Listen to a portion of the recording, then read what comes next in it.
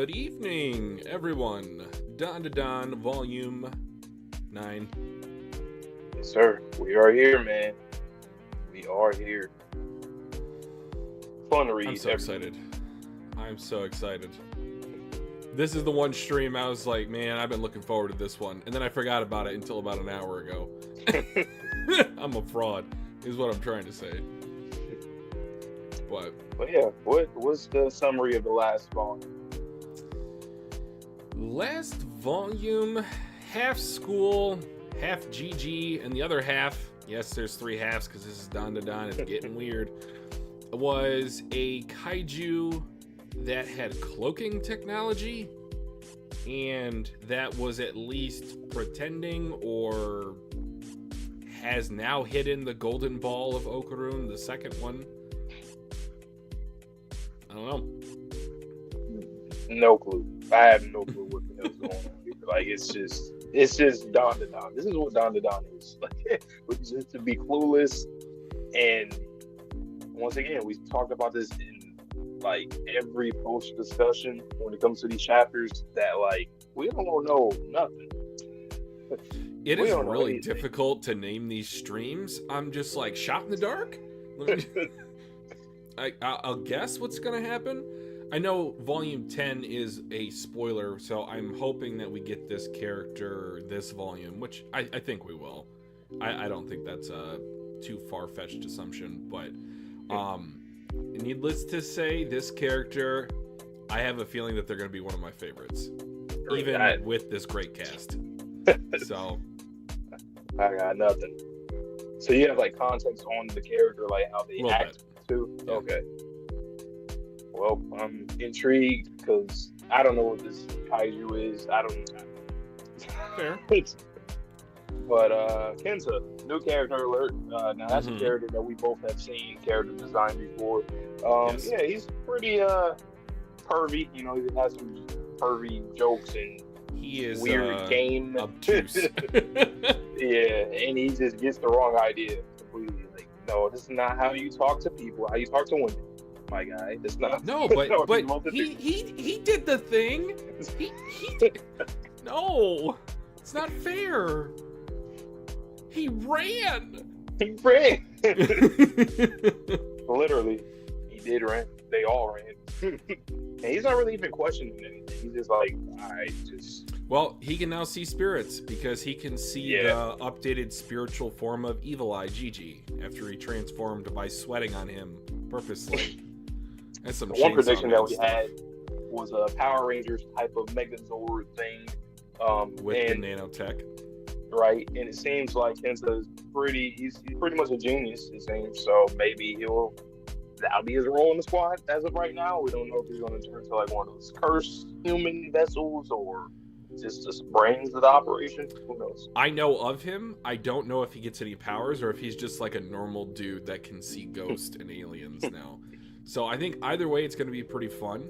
But if he gets like a nanotech Gundam suit, that would be so awesome. Yeah, he already thinks he's a shonen manga protagonist. Like, what was it, the Jetstream? Like, what are you doing? So I think that might be a part of his, if he does get a suit, that'll be his move or something. That'd be dope, because we need a mixed bag of characters. So far, the last three are all vessels of yokai. So it'll be cool to see different ones. Like, maybe like Momo, or just normal people, or martial artists, or other mediums. I just thought about it. The three vessels, they're all kind of different. Like, yeah, they are. Yes, they are, possessed, let's just use that word, by a spirit. So, Ira, she chose to do that. Okarun, unfortunately, that was just, he lost the bet. And then Gigi, it's like he's trying to become friends with the internal yokai. So, a really cool dynamic there. I didn't really think about that till now, but yeah, they are similar, but also dissimilar. Right. Well, you ready to hop into it? Yep, and then today, guys, we are going to be dual reacting to both 70 and 71. So those will be our two dual reaction chapters. We're starting with chapter 68 today. Who's on the first one? I think me. Okay. right. That's cool though. Back to back door, yeah. That's what's up. All right. What am I looking at? What am I looking at on the first page? Okay, Kenta's Imagination is the chapter title. Entry. Kenta's Imagination. I'm about to say this. But no. Okay, I don't know. We'll see. Anyway, yeah, we're inside. Gigi, DY, Gigi. This is under the table. Hang on, what are you doing? Okarun, what's your plan? What did you mean when? Come on, base. All right. What did you mean when you said we'd use whatever that was to beat it? Oh no! Its footsteps are growing closer. This house is made mostly of nanoskin. According to Ludris, nanoskin is made of ultra high density nano machines. Is that even true, bro? We don't even know what Ludris really be saying, man. Through Chiquita, though. It's translated. Nano machines pick up our brain's electrical signals and take the shapes we visualize. Okay, so Kenta's imagination. So whatever you visualize. Ooh, okay. I think we're on the mark with Kenta with that nanotech. So what's the deal? Watch, I'll try it. I'm ready to kill you. Don't get in the way. Did you say nano machines? Imagine this whole house as a single piece of nanoskin. Just take that nanoskin and reshape it. Okay. Whoa, what the heck? Is this right? It's not gonna wreck the house? Oh no, I'm not good at visualizing. Visualizing what? Something big or whatever. It kind of reminds me of, I don't know why, it just reminded me of Black Clover with the Black Bulls, their house and whatnot, how we can fortify it into like a big Megazord type thing with, what was it, Henry, I think? Yeah. Eek, the walls are closing in. Whoa, Miss Chiritori's, please let go of me. I can't concentrate. Chiritori, get your ass over here. Okaurn, put it back how it was before the house crushes us. Will do. Takakuta, if we need to visualize something big, leave it to me. Seriously, who are you? Nano machines mean sci-fi, and sci-fi means Kenta Sakata. What the heck? Whoa. Oh yeah. You know, this is something too that's like very I don't know.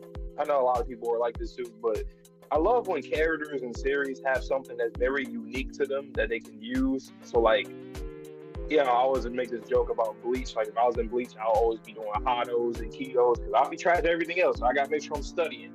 So if this is his bread and butter right here, the nanotech, and with his imagination, fire. I like that. Let this be his bread and butter. His go-to.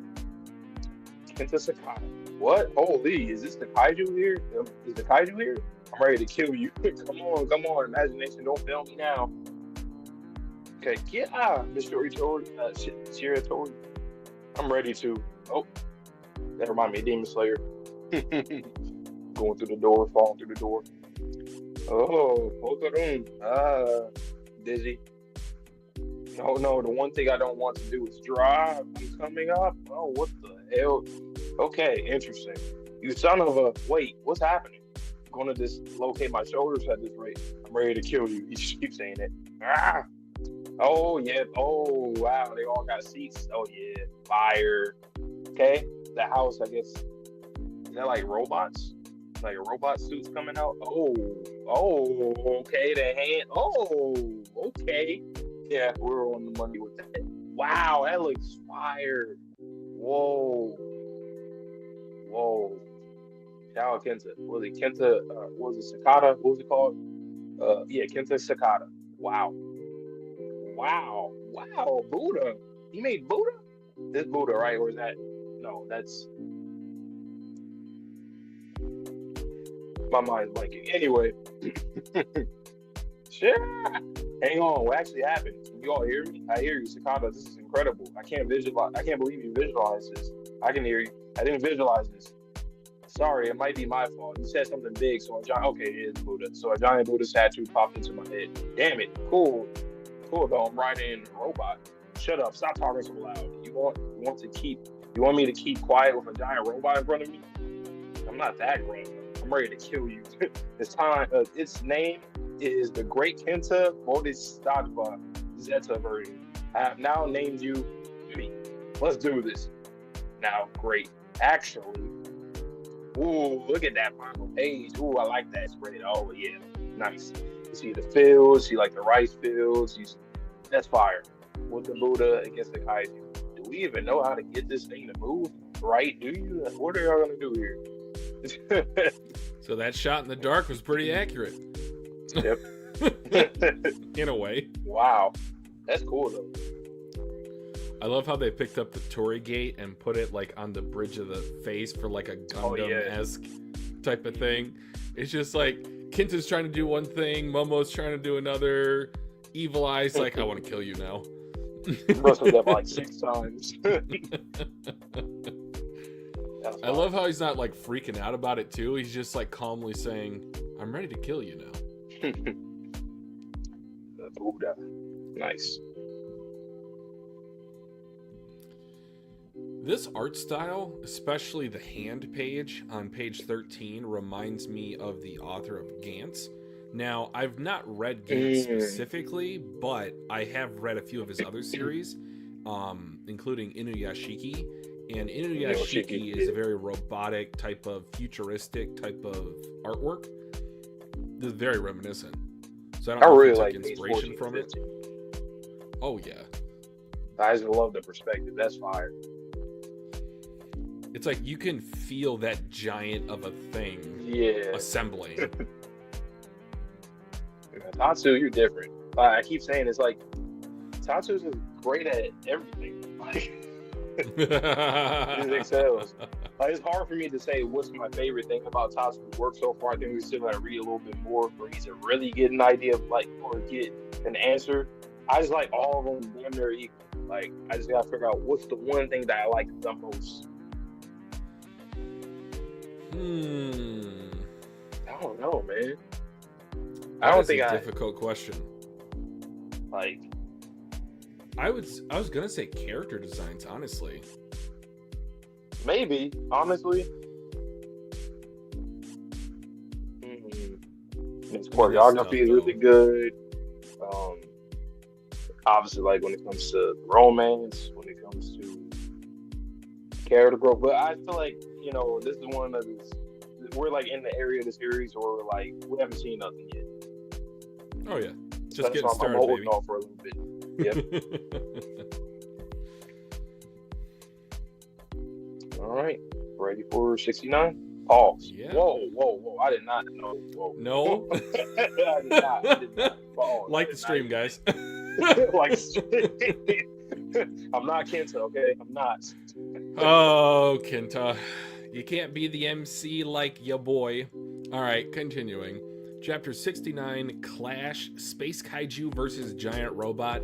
I swear I did not see this chapter title, nor was I spoiled on this particular design before making the stream. Again, shot in the dark. Wait a sec. How do we make this thing move? I don't know. But Miss Ayase, here comes the Kaiju.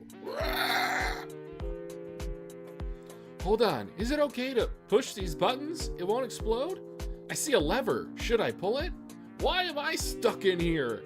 Calm yourselves and listen to me. Incredible. There's more than 5 times the energy gain. God, I could just kick him. All right, everyone. Pick a button and try pushing it one time. Here we go. 3, 2, boom, boom, boom. It's like Rock'em Sock'em Robots or like the Bop It. Twist it, pop it, bop it, twist it. Yeah, it exploded. Sorry, that was probably my fault. Wait, someone flew off?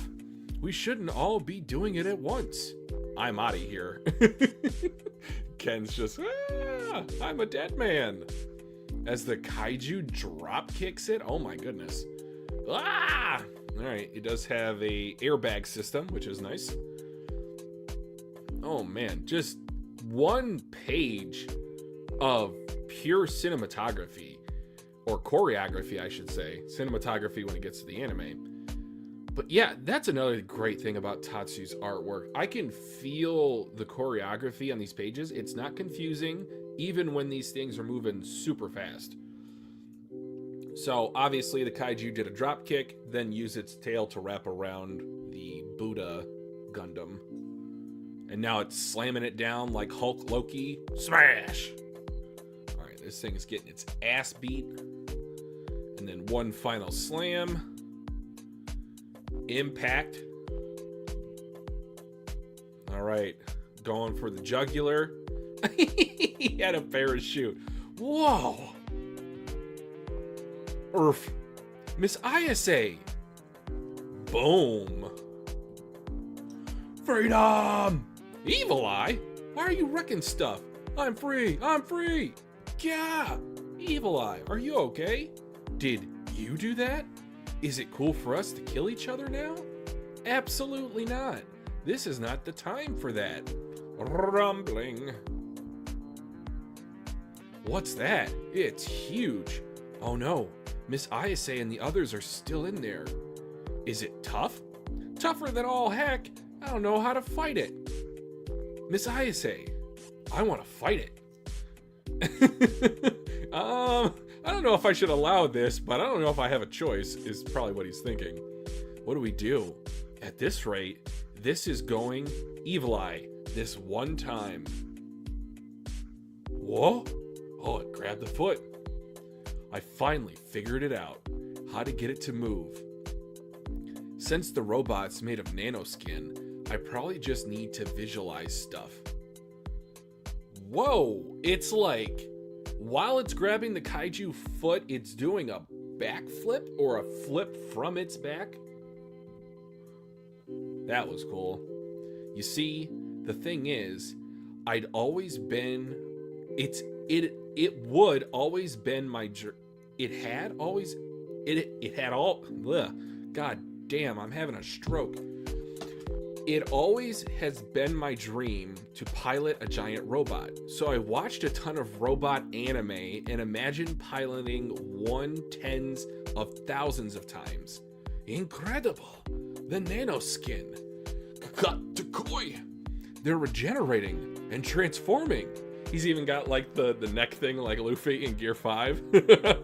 You could say I myself am a robot. No, robots are me. Kinta, the end of Joy Toy Pegasus Sakata. Here I come. I cannot with Tatsu. This is too much. What? The Joy Toy Pegasus. Joy Boy. I can hear it. The drums of liberation. Shout out to Kenta for being just quick with his brain. Like, I'm imagining, like you said earlier, this is a special, unique skill that only he could do. Yep. I can't imagine anyone else using a house, transforming into a Gundam, than actually using the Gundam. Right. Plus, everybody already has their own skill sets and stuff that they have to get better at using and controlling. So doing two things at once isn't ideal. So if he's purely doing it on his own, fire. He's gonna be doing a lot of crazy shit too with the nano skin. Like, dude, I can imagine him doing like the Akira slide on a bike. Like he's gonna do great, like not even just like giant robot stuff, like even around his body, his rockets, armor, Iron Man, Iron Kinta, man. I'm here for it. Because we're gonna get a lot of references. I can't wait to see more. Oh, I wonder what else you got. You got a Zanpakuto? Joy Toy. Joy Toy. I've always dreamed of being a samurai. Yeah, this also could be like a little self-insert too for a lot of people. Oh, if I was in this are those? I've never watched it, but are those glasses reminiscent of Gurren Lagann? On the final page, maybe. I feel like I've seen a few different Gundams with that kind of shades, but probably from Gurren. Yeah, great chapter though. Man, I feel like that took me 5 seconds. We're 20 minutes into the stream and we're 2 chapters in. We started at 10 minutes, so we read 2 chapters in 9 minutes, or almost 10. All right. Well, I guess anything else you want to talk about before I dip out for a sec?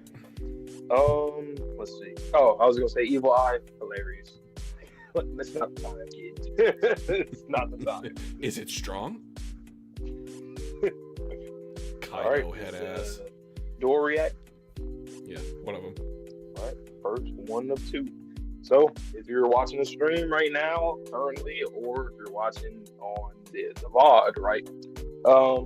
This is what we do usually. We have one person reading. So we'll pick either one or two chapters that you guys really, really, really want us to react to on our own. So first is my time going first. So I'll be reading the chapter. And once I'm finished, I will get Twitchy in so he can read the chapter as well. So you can get both of our authentic reactions alone and not like how we just did with the other two chapters where one of us is reading while the other one's following along. So you can see our faces and get our both unique reactions. Anyway, we here, chapter 70. I'm excited.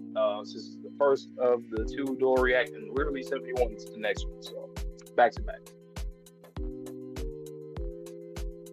All right, chapter 70. And once again, guys, if you are in here right now or in the VOD, like the stream, helps us get out to the algorithm, so we get out to more people, so we all can repeat together every Tuesdays and whatever other day we do besides stream. But Tuesdays is the day.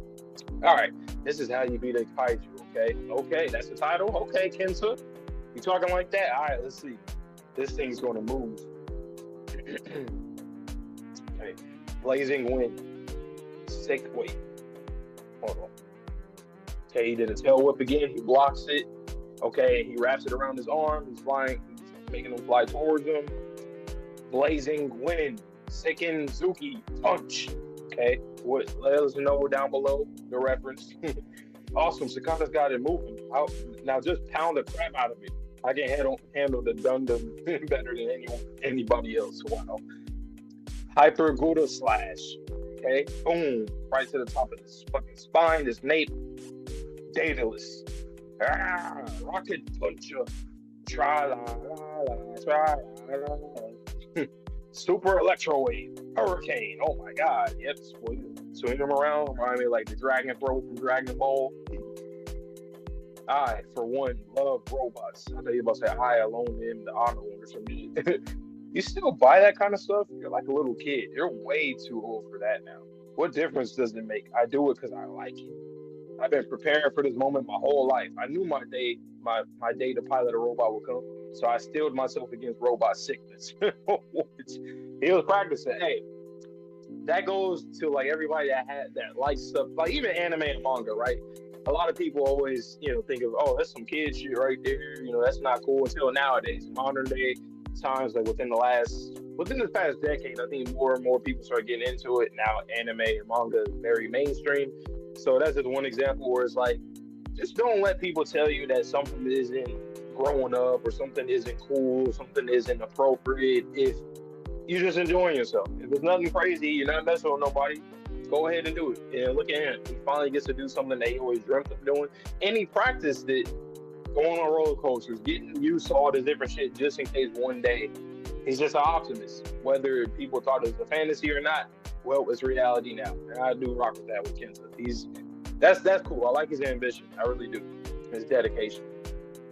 All right. Super electro wave. Wow. Oh shit. Damn. Yeah, he's fucking that spin. He's fucking that Kaiju up. Yeah, boy on the ground. Whew, what happened? I can't see anything from here. It's gone. I was about to say, yeah, I don't see it no more. So I guess it de-transformed. It's gone. Impossible. It was definitely there before. Oh shit. Okay. Looks like the Dum-Dum is done. Or did he get pushed? We got hit. Okay, they did get hit. Wait, is that it? It can turn invisible? Well, it's a wasted effort. The robot can manifest whatever I visualize. By using infrared scope, wow, infrared scope, you'll be as clear as day. Hey, quit it. The airbag's on every hit. And then he falls. The scope's busted. Actually, this robot's pretty fragile. Is that because it was a house before? Sakata, get away from there. Pull the lever that's down below. I can't. The airbags are in the way. I can't reach it. Uh-oh. Somebody help. I'm going to die in here. He visualized it. Oh, it's Momo. It's probably Momo. I feel so gross. Please just stop moving for a sec. This is way worse than seasickness. That's Miss Ayase's power. It's huge. That robot, can you use the powers of the people inside? Wait. It's huge. That robot can use the powers of the people inside it. Whoa, that is... Huh. In that way, that is interesting. What the fuck? Oh, and Ira, she used her power as well. Now we'll be able to see that shitty kaiju form quite clearly. Wow, because they wrapped it around. That's smart. These kids are so goddamn smart, man. I like that a lot. They are very genius. No way am I letting you get away with this. Ira, you're okay? Ira, don't let go of it no matter what. Slowly start moving. Slowly. Good. You two have done well. Now leave the rest to Kenta, Emperor, Great Pegasus, Takata. Will you shut the hell up? Don't move a damn muscle. If you do, we'll get sick again. Seriously, who the heck are you? Mama Ayase, hurry up and do something. I can't hold on to it forever. Please wait. We still haven't regenerated yet. We can't attack in the condition we're in. Both of you, just shut the hell up. It probably won't be much of a problem like this, okay? Okay, they got it up in there. God damn. Whew. Bro, these combo attacks in the series are already incredible. Like, for them to have this kind of chemistry, and we're very early in the manga, I just can't even imagine what the fuck they're gonna be doing later on in the manga. These kids, man. Oh no, run away! Run away! Hold on. Who's motion sick now, huh? Take a good look, perv. I'm showing you how it's done. When it comes to kaiju, it's not about punching and kicking. It's about the power bomb. Ooh, they really did power bomb. God damn. You know that they playing that one OSC. I don't know the name yet, but the one OSC in anime, y'all know what that is. He laying it right on his neck. That was a good chapter, man. They was doing their goddamn thing out there. I like that a lot. They got through that motion sickness, and they're able to jump into the fight. Nice. And I love that everybody gets their own shine. Like, you see Okarun and Gigi, they're not even in the mix right now. Like, you don't always have to have everybody doing something. Like, you don't have to have, like, the main character doing something all the time, or one of the main characters. Well, Okarun or Momo. You can do one of the two. Sometimes one of them is on the offensive. Sometimes the other one is retreating. I like that. But it was a hard chapter. Let me get Twitchy back in here real quick. And then he'll react to that chapter. So, and then we'll be on to the next one after the little discussion. Okay.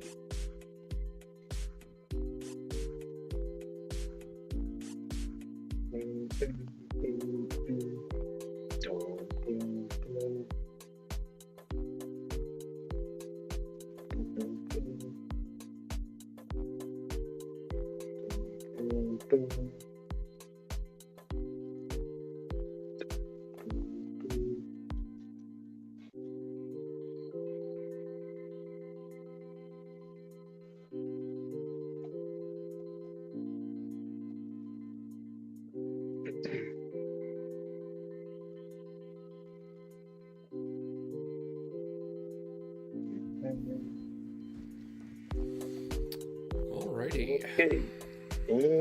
Enjoy. Thank you.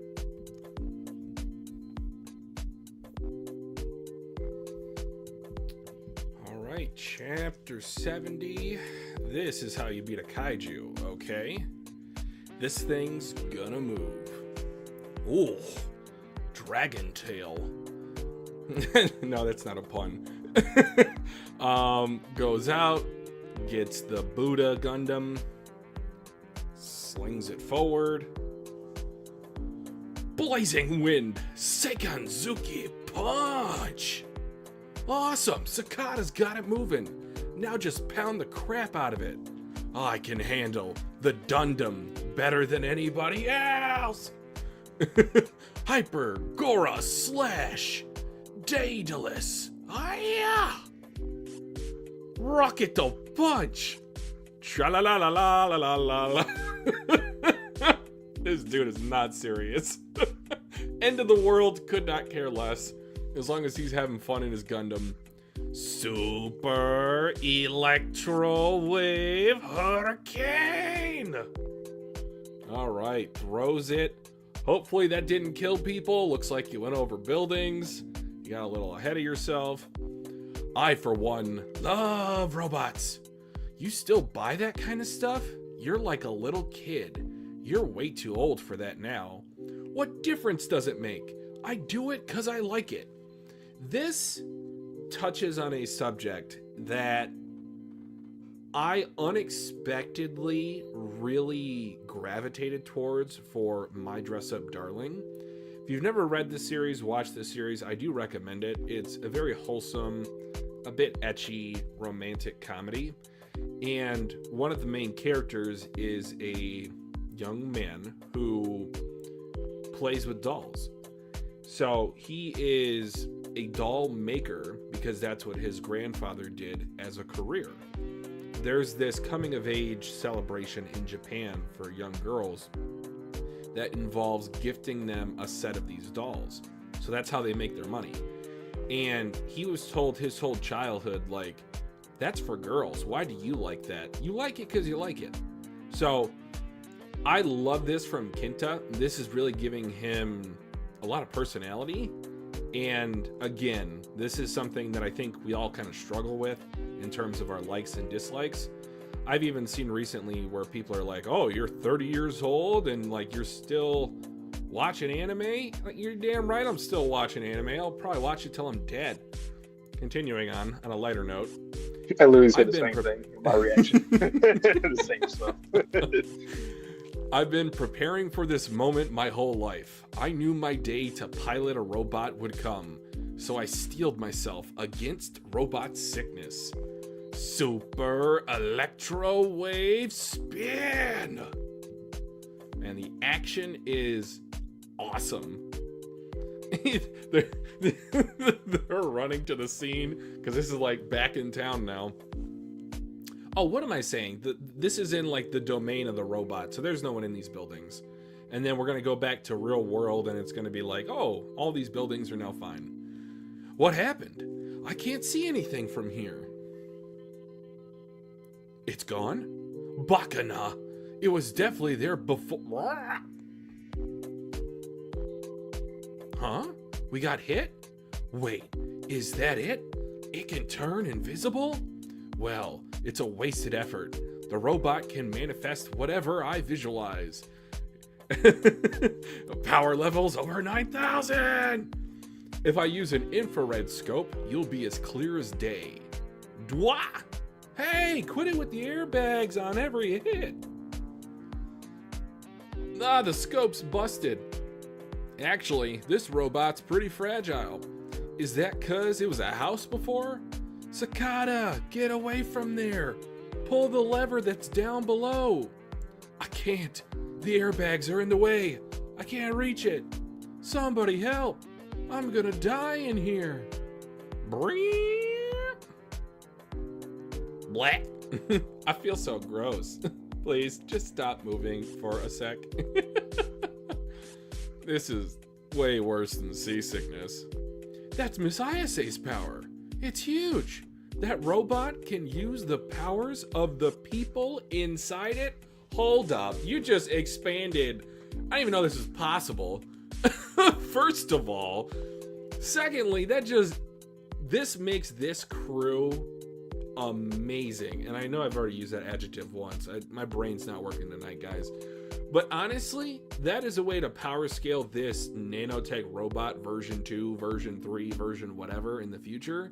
When you have a full crew of kids that now have powers, different, power sets, abilities. Whoa, the hair too! Now we'll be able to see that shitty kaijus form quite clearly. It made like binoculars? Maybe? No way am I letting you get away with this. Ira, you're okay? Ugh. Ira, don't let go of it no matter what. Oh, it wrapped up the kaiju. That's what it was. Slowly. Start moving. Slowly. Good, you two. Good, you two have done well.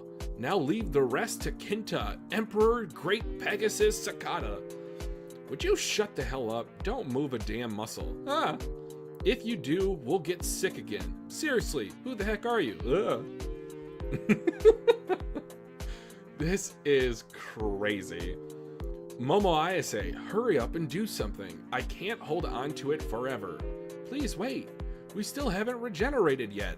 We can't attack in the condition we're in. Both of you, just shut the hell up. It probably won't be much of a problem like this. Whoop! Oh my god, this thing is going to the stratosphere. Oh no, run away! Ora ora! Who's in motion sick now? Take a good look, perv. I'm showing you how it's done. When it comes to kaiju, it's not about punching and kicking. It's about the power bomb. That is indeed a power bomb. Oh. Wow, this series is so fun. Yes. We basically said the same thing for everything. Kids, man, these talent, these skill sets, they're wild. He reminded me a lot of Frankie, especially like the super. And especially that tra-la-la-la-la at the bottom of page 4. That's a Frankie pose if I've ever seen one. Yo, these damn kids, I said it. We're doing stuff like this early in the series. Imagine their chemistry and when they get more experience as a whole. When they've worked with each other longer. Absolutely. They're going to do some wild shit. Like, and I love that they're already like showing off these tag team moves with just having met each other like once or twice. Again, Tatsu's creativity is off the charts. That might be the thing. His creativity, even though, I mean, every manga is creative, but no, that's, yeah. Because I'm always surprised every time. Every chapter, there's always something I'm like, oh, I never even thought that would even be in this series. Like, the shit that they do is ridiculous. And that's actually been, like, one of my favorite, not necessarily a trope, but, like, in fights, I always like when characters just utilize not necessarily things that's just within their arsenal, but kind of think outside the box and like do things that they typically. That's why, unpopular opinion, why the Straw Hats versus Oars is like my favorite fight in One Piece, just because they were doing any and everything, things that you never even seen them do, like the Frankie docking thing, like just you know, whether it's a joke or not, it was just cool to see them try anything. This man Frankie was using pillars as a nunchuck. Like what? Like they were just doing anything that they can to take down Oars. So I always like fights that are like that when it's just very unconventional and just different. So kudos to Tatsu. Okay. Well, next chapter. Guess I gotta go again. All right. Chapter 71. Once again, dual react chapter. So for these ones, we always have both of us reacting different times. So one of us is not following along like how we usually do with chapters, but instead one is reacting to the chapter themselves, and then the other one will come in once we message the other one to come in. As you can see, I went twice, or first twice right here for the stream, and we always alternate like that. So we want to get both of our authentic reactions to the chapter. All right. Chapter 71.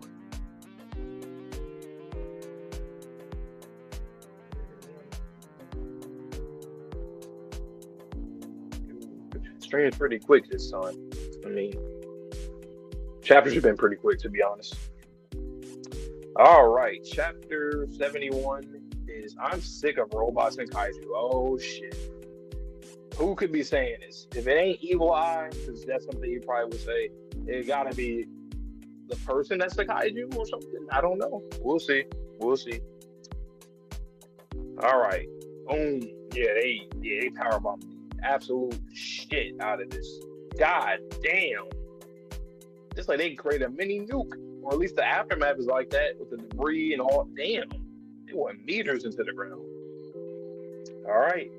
That looks fire though with the robot, and then Momo and Ira both their powers. Whoa, what's that? It appeared out of nowhere. It's a robot. Oh, the barrier broke. Wow. Oh no, we're back. How do we get back to how it was? Visualize it. Visualize your house. Oh, I see. Okay. Boom, house back. Wow. Just like that. We're just seated. We're back. The motion sickness. I wasn't a robot. It was like my dreams. Oh no, my back can't take anymore. We made it. My back, palms away. Okay, so Gigi came back. So he transformed, came back to Gigi, and they got the Kaiju. Now he's like regular size. Palms away. Okarun, what is that thing? Oh no, it's a cryptic. I can't say that much. I can say that much. In the old days, we called cryptids Kaiju. You're late, you peons. You people are completely useless. Sakata. It was awesome. It was awesome how you suddenly got it moving. Oh, spare me. It was a piece of cake, especially for me. Kenny, you're such a badass. Don't be so casual with me, pretty boy. Are Miss Ayase and Miss Yoritori okay? They're fine, thanks to me. Thank goodness. More importantly, I want some explanations from you. Were you all fighting to protect the Earth from this so-called kaiju? No, it's not like that. Miss Ayase and I were searching for a 5 centimeter golden ball. The aliens and spirits and stuff are also after it. We absolutely have to get it back. He's like, does the fate of the world somehow depend on this golden ball? No, it's not quite that big of a deal. I understand very well. If it's as you say, then I'll lend you my strength. No, that's okay. Kenny, this is serious. This is real serious business, so best walk away. Hey, pretty boy, I haven't forgotten, and I don't trust you for a second. We can't protect the Earth with someone with a split personality on our side. Bingo, Kenny. I was told not to get involved with this stuff. We're in the same boat. What happened? What is it? Situation report. In his mouth, I saw a part of a person. For real? Impossible. You mean it ate a person? It ate someone? Pretty boy, investigate. No way. No how. I can't handle gore. You truly are useless. What good is your handsome face in? Kenny, why do you keep busting my jobs? Did I say something? You're just weird, man. I'll check it out myself. The gold ball is mine after all. Is this a literal jacket suit? Oh. Who are you, ma'am? Who? Now this feels very it feels like a lot of stuff. It feels like, I don't know, Ghost in the Shell. It feels like Fifth Element. It feels like Code Geass. I don't know. Who is this? Neon Genesis? Huh. Wow. Plot twist. Who are you? Okay, she opened her eyes. Her irises, no, her pupils are stars. Okay. So Okarun was the first person that she woke up seeing. That's interesting how it's handled like that. I wonder if there's going to be something to that. Yeah, I can't take it. I can't move. I'm never getting in a rod ever again. Sounds like Okarun and Gigi are back. Girl, Okarun, are you okay? And then she kisses him. Oh my God. I knew it. There was something about that paneling showing him being the first person that she's seen when she woke up. Wow, I would say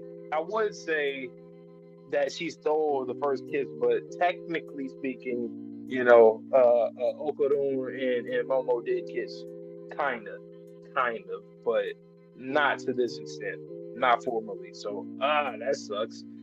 And now she's looking at, who are you? So obviously she's like some kind of alien. She got antennas and whatnot, but like, what's her deal? Why did she? Why did she turn into a kaiju? Or why she was, I don't know. That's really strange. She like a shape-shifting type? I don't know. But I do like the star pupil, though. That's really interesting. Yeah, this is cool. New character alert. I guess you're probably going to eventually join the gang after Momo and her and Okarun get stuff situated. It's probably going to take a minute. It's a lot of things that's taking a minute with Gigi and this, but okay.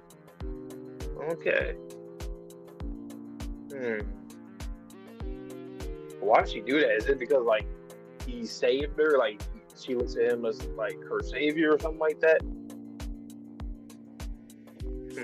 kind of like Sleeping Beauty. I don't know, but great chapter. I see why this is a door react. That's crazy. She got the first formal kiss on. Wow, that's wild. You know, Gigi, the thing, the eyes. I can't even do it. God damn it. Opposite way, you know. Anyway, I'm gonna get to you here. Get up in here, man.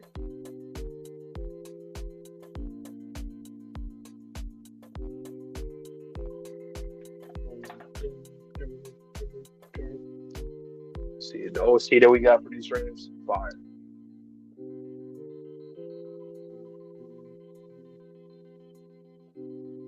Okay.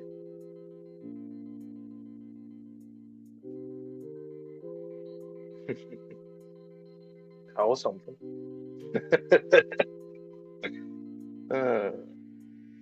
What's the deal, though? That's interesting. All right. It's your go. I'm excited.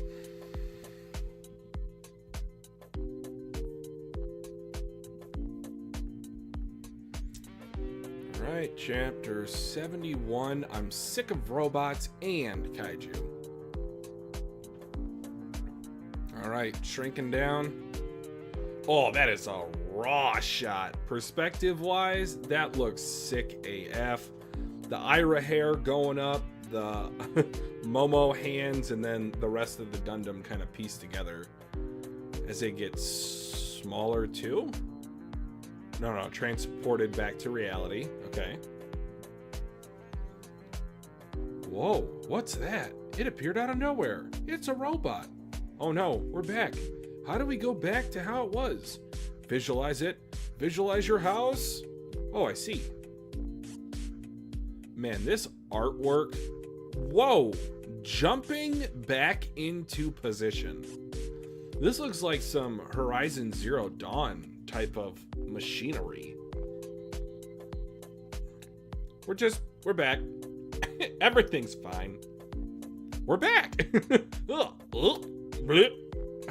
I was in a robot. Oh, Kenta. Oh no, my back can't take anymore. We made it. My back. Bombs away. Okarun, what is this thing? Dunno, but it's a cryptid. I can say that much. In the old days, we called cryptids kaiju. You're late, you peons. You people are completely useless. Cicada. It was awesome how you suddenly got it moving. Oh, spare me. It was a piece of cake, especially for me. Kenny, you're such a badass. Don't be so casual with me, pretty boy. Are Miss Ayase and Miss Shiratori okay? They're fine, thanks to me. Yogata. More importantly, I want some explanations from you. Were you all fighting to protect the Earth from this so-called kaiju? No, it's not like that. Miss Ayase and I were searching for a 5-centimeter golden ball, but aliens and spirits and stuff are also after it. We absolutely have to get it back. Does the fate of the world somehow depend on this golden ball? No, it's not quite that big of a deal. Well, didn't Turbo Granny say it kind of was? Like, at a certain point, if enough spiritual energy is accumulated, I'm pretty sure that was what was said. I understand. Very well. If it's as you say, then I'll lend you my strength. No, that's okay. Kenny, this is real serious business, so best walk away. Hey, pretty boy, I haven't forgotten, and I don't trust you for a second. We can't protect the Earth with someone with a split personality on our side. Bingo, Kenny. I was told not to get involved with this stuff. We're in the same boat. Wow! What happened? What is it? Situation report. In its mouth, I saw a part of a person. For real? Bakana. You mean it ate someone? Pretty boy, investigate. Huh? No way, no how. I can't handle gore. You truly are useless. What good is your handsome face then? Kenny, why do you keep busting my chops? Did I do something? I'll check it out myself. The gold ball's mine, after all. What the? Is this? Welcome. Shocked faces. Welcome. Obviously, I've seen her character design before, and I do know her name, but I will not say it as of yet.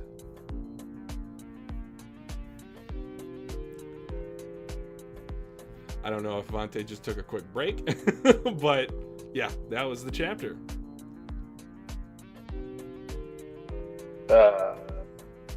No. Wait, did you finish?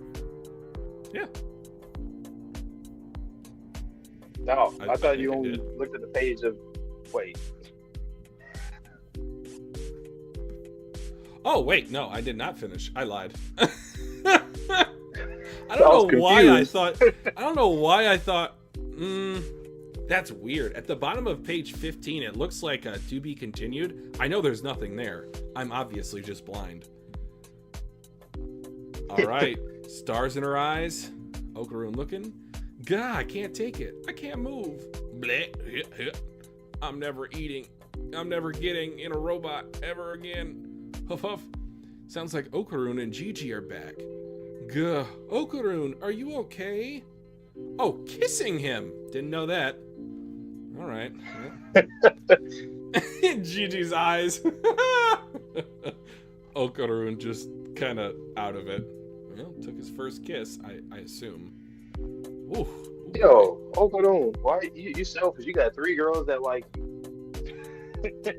Hey, he is the main character. He is the main character. I don't know what the hell I was looking at the bottom of page 15. Why did I think that's the end of the chapter? It's funny though, on that panel though, for page 16, showing her waking up and seeing Okaurun, I immediately thought, I was like, okay, that's interesting that they're showing that like that. Like, what does that mean? Is what does some that kind signify? of relation? What do the numbers mean? Literally, I'm like, oh, okay. Is it like a you're my savior type of deal or something like that? Gigi's face, I cannot. Why? Or it could just be like a thank you, you know? I know of her character a little bit, so I won't say, but... Or is she mute? Ooh. Is that how she communicates? Yeah. Because even when she wakes up, like, you would typically see, like, trying to breathe, you would see, like, some kind of, what do you call it? Ellipses. Yeah. There's none of that. I don't know. Welcome, Choco Show 3. Welcome. That's a new name. So unless you changed your name, I think you're new. So welcome. Interesting.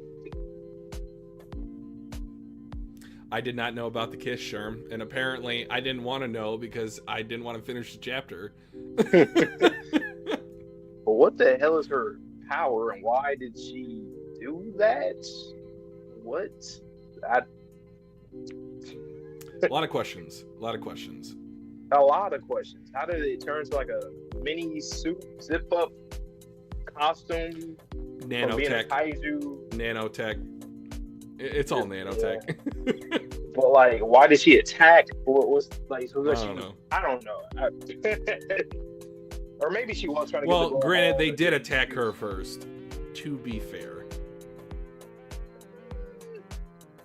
I mean, technically, okay, yes, but like, they went for the ball, and then she invisible shenanigans, dodge, and then I guess she was trying to take it, but she couldn't because she was there for a minute. It seemed like they called it the apartment yokai or something like that. So they're probably there for like, I don't know, a week, a while, maybe longer than that.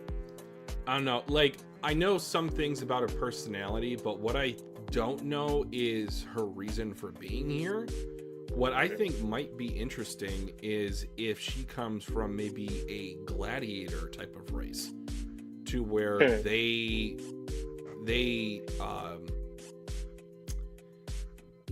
take like I don't know the phrase, like they just revere strength, so to speak. And Okaurun I don't know, maybe showed off his skills. I don't know. I mean, he honestly didn't do jack shit to defeat her. Like, him and Gigi both didn't, well, EY didn't do anything. They just, well, they carried her. They carried her back. Yeah. My only hope is that she doesn't absorb the nanotech of the house. I don't want her to have the nanotech of the house. That's our nanotech. I think it does have something to do with like her seeing him first, though, when she woke up, because he was like right there. So. Okay. But I have a guess. Star pupils. I have a guess of why she did what she did.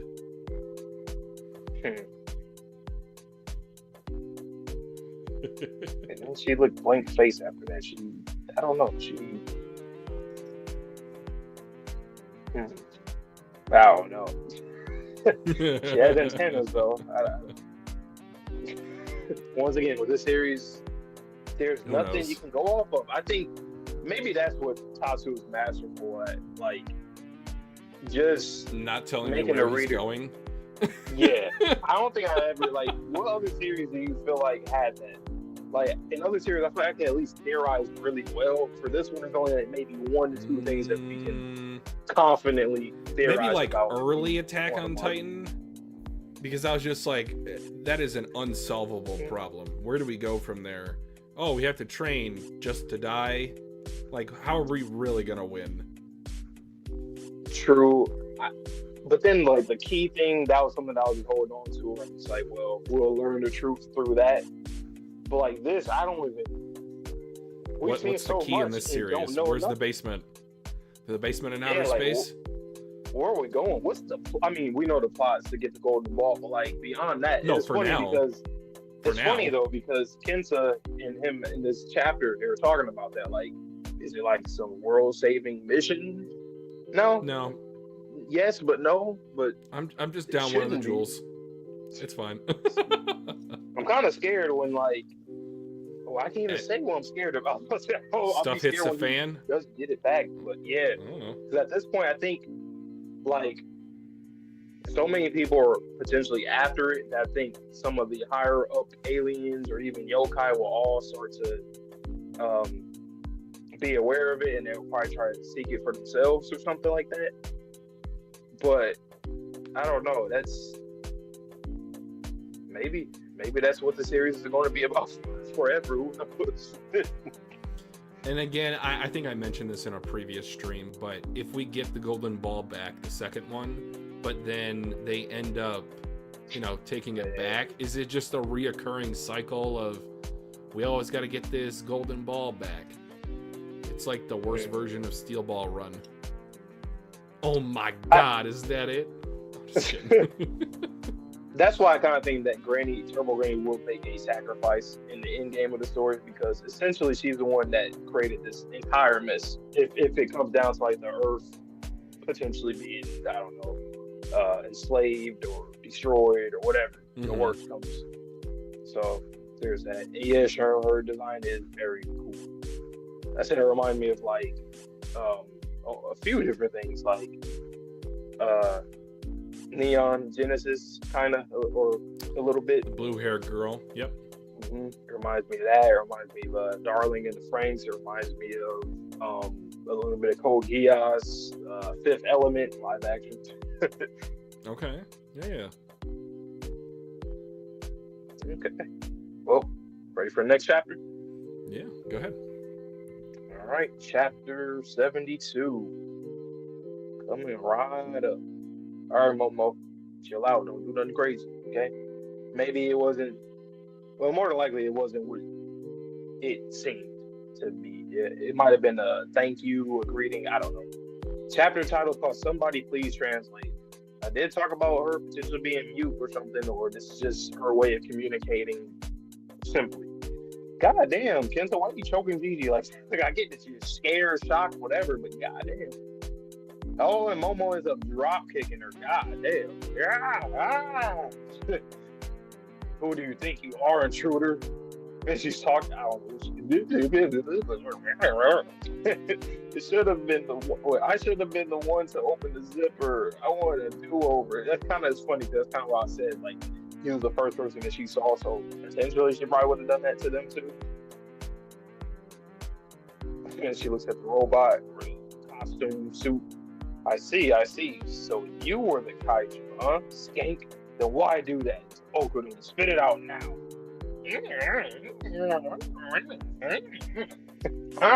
What are you saying? I can't understand you, dummy. Big sis Ayase, seems like she wants to talk. Why don't we hear her out? You just want her. You just want her to like you. Stop, please. Don't tell me. Kenta, oh my god. Miss Ayase, please calm down. Let's listen to what she's trying to say. She doesn't seem too keen to fight anymore, and we need to ask her about the gold ball. No way, but Miss Ayase, it's because she kissed you.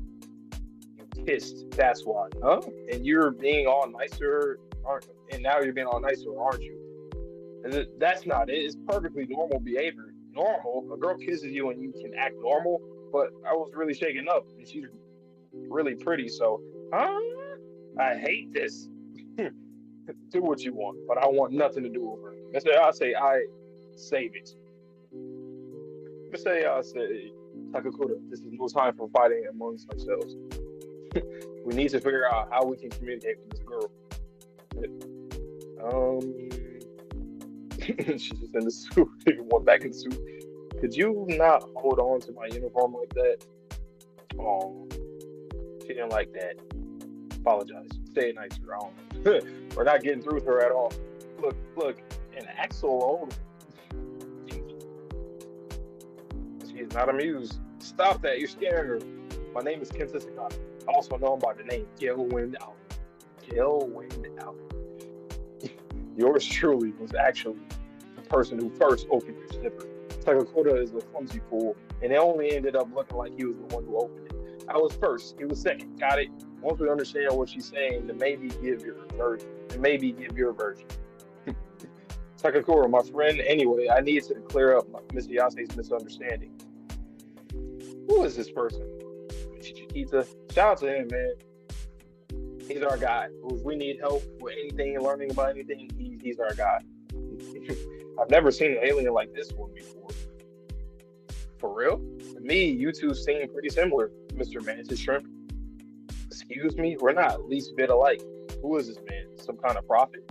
Just because they got antennas. We call him Mr. Mantis Shrimp. He's an alien. An alien? I've never seen an alien before. He looks like an ordinary middle-aged man. We'll try using the translator. You have something that useful? I found it handy when I first arrived on Earth. What the hell? Try talking to her now. So this is the translation device. That's hilarious. Hang on. Are you sure about this? Look, this is no laughing matter. I won't stand for anyone making fun of her. Stop that. Quit laughing. Wow. So now we'll be able to understand alien tongues. There'll be things we still won't get. Okarun, say something to her. Huh? You want me to talk first? She only responds to you. Okay then. My name is Takakuta. What's yours? Vamala. Okay. Vamala. This Vamala. Whoa, like King Kazu. Dandadan. This Vamala, tell us more. Like, why did you come to Earth?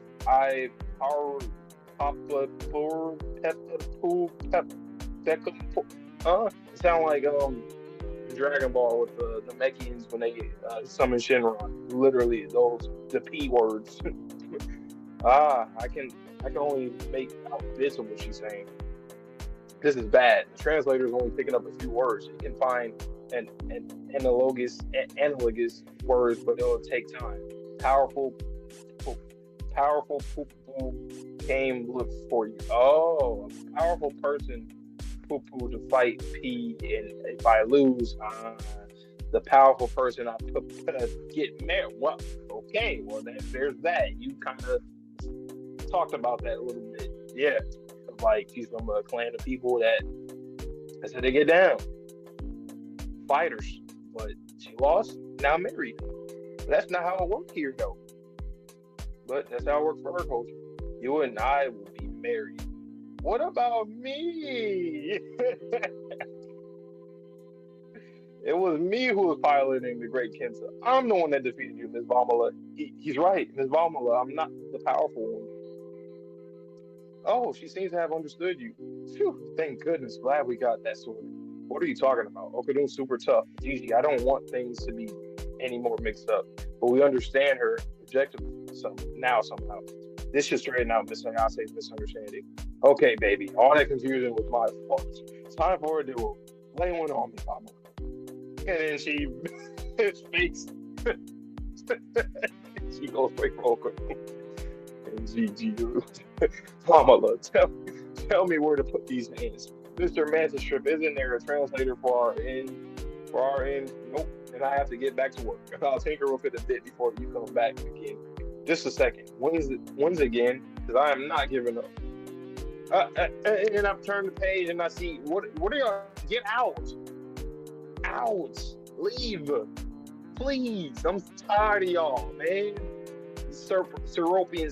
Get out of here, Team Rocket. Get out of here, Buggy and friends. Get out of here. God damn it. We have not observed you here before. Is this your first time on Earth? Well, this area is our territory. You are not free to enter it as you please. Oh, fuck. God damn. Okay. Your things are my things. My things are my things. What? Okay. And once again, the running theme of our streams that rhyme. We don't know where we're going. Like, yes, we got introduced to but we don't know what the hell this is and where this is going. What is going on here? It's funny, he looks more like a mantis. Like an actual, not a shrimp mantis, but a mantis kind of praying mantis a little bit. Grasshopper-ish. I don't know. Is this one of those reptile gray hybrids? Because they have the reptile arms, but the gray facial features. Like alien hybrids. If we thought alien species were bad enough, what about hybrids of them? Right. This chapter is hilarious. Wow. Yes, I've known about Vamola for quite a while. Her stupid mustache, sunglasses, face. I think I've seen that before. I might actually put that on the thumbnail for us afterwards, but... Yo, Kenta, just give it up, man. Apparently she's like, nah, man, it wasn't you. It's not the you. The hot wants what the hot wants. It should have been me. Should have been me.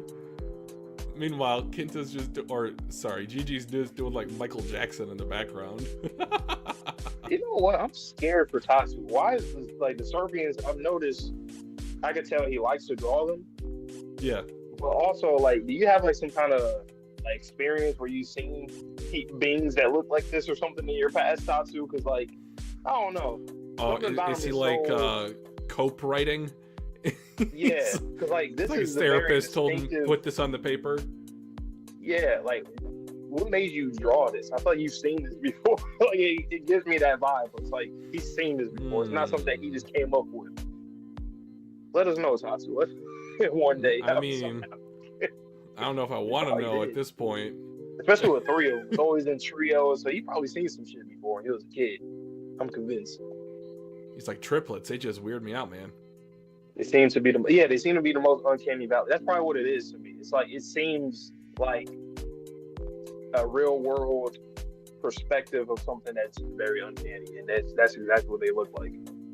Very uncanny. And even how the anime did their designs, I think I agree with Sherm. There's almost like an uncanny valley effect about them, to where they look like they could be real.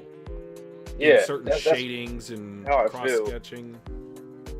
That's something that he saw before when he was a kid. I'm telling you, he saw this. Is he actually Okarun? Where is this series going? Once again, this series, like you said it before, this should be a very long series. It should be. Just come on, give him the keys. Let Tatsu work as long as he wants. Seriously. It's almost like this thing has chainmail by its groin area. that maybe its weak point? Oh. What did you say? I was saying that it looks like the groin area is kind of like chainmail. Is that might be the weakness?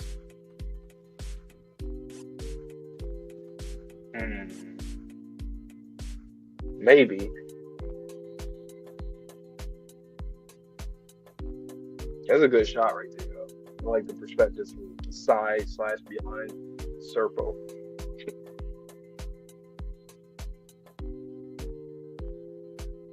Oh, it has robotic legs. What's hybrid? I don't know. It might be a hybrid android? Yeah. Your things are my things and my things are my things. Is maybe it's just like collecting like body parts, you think? Like a Frankenstein alien? That's disgusting.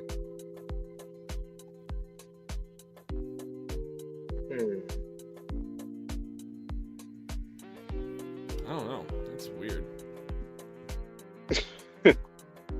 Or even an experience. I don't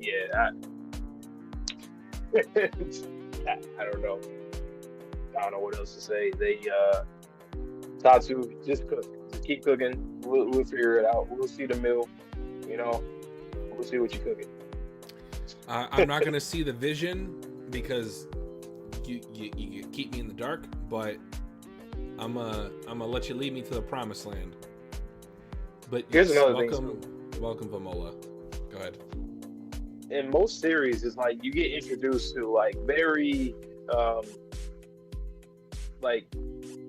you get introduced to the most important things in the series relatively early in some way, whether you know it or not, if you're able to theorize it or if it's literally just in your face. But in Dandadan, it's like when you get introduced to very little things, like things that don't seem on the surface as of right now don't seem as important, but they're still a big part. Like the Serpians, I don't think that they're like in game of levels of importance, but they keep popping up to the point where it's like this is like our main antagonist, quote unquote, at the point in time.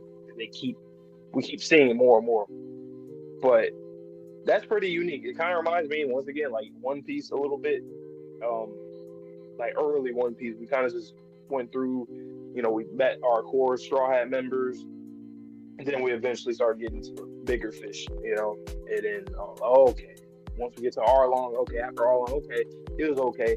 And then once we get to like crocodiles, okay, now we're getting into some more stuff. And I think Dandadan is like in that East Blue Saga of One Piece type of area right now. What do you think about the line from the Serpoian that said this is our territory? Do you think that aliens have already started to somewhat colonize the areas on planet Earth? I think so. Or do you think the map has been drawn? Like, where in that process do you think we're at?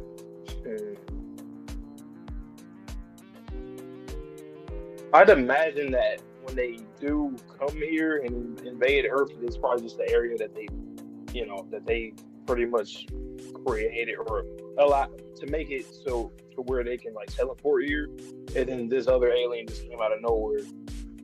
So maybe they do have like established locations where it's like, nope, this is our this is our elevator door. We come out of this door. You're not even in this building. Get out of here. Well, what are you doing here? But territories is a big thing in this series, and I wonder why. Yokai, aliens. Yep. That's very. It's like space restrictive. Yeah. Like you get barriers stuff in a lot of series, but territories is like another, kind of like an extra step to that, like a domain. Have you heard? I don't know if this is like its actual name. It's kind of like a theory of infinite storage. Like anything regarding that topic. Have you ever heard that before?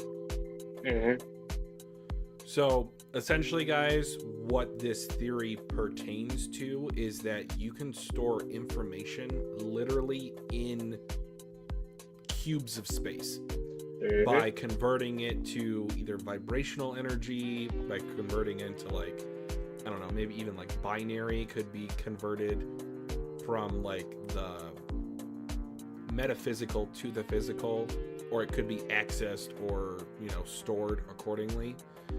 Yep. So I'm curious if all of these, let's just call them territorial disputes that we are starting to get into, if it's related to the space itself.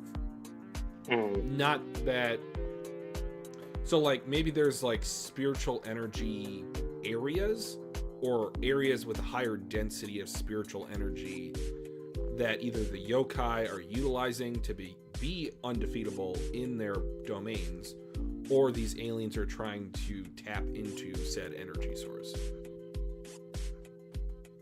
I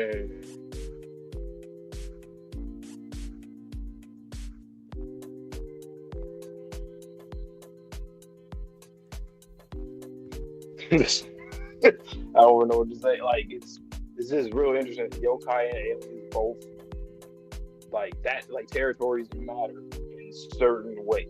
Same, maybe not same ways. Well, maybe actually.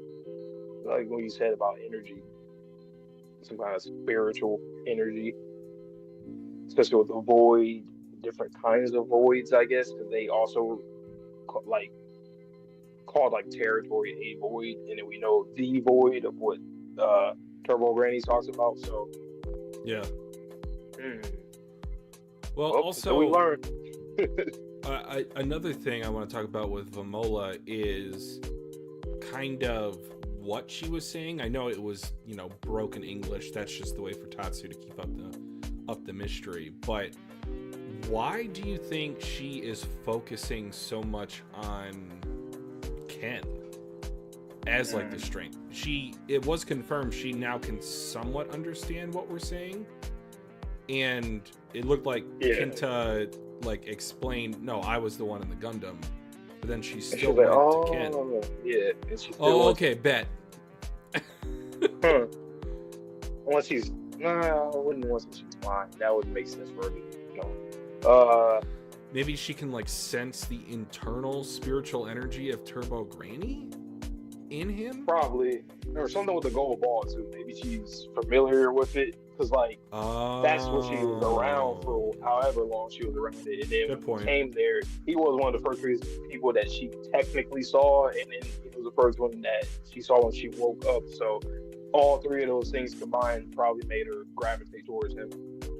If she doesn't actually have the golden ball, it's just that essence, that the piece of the essence, the full essence is Okarun. Man, he might have some latent abilities then. I know we talked about it either last volume or the one before.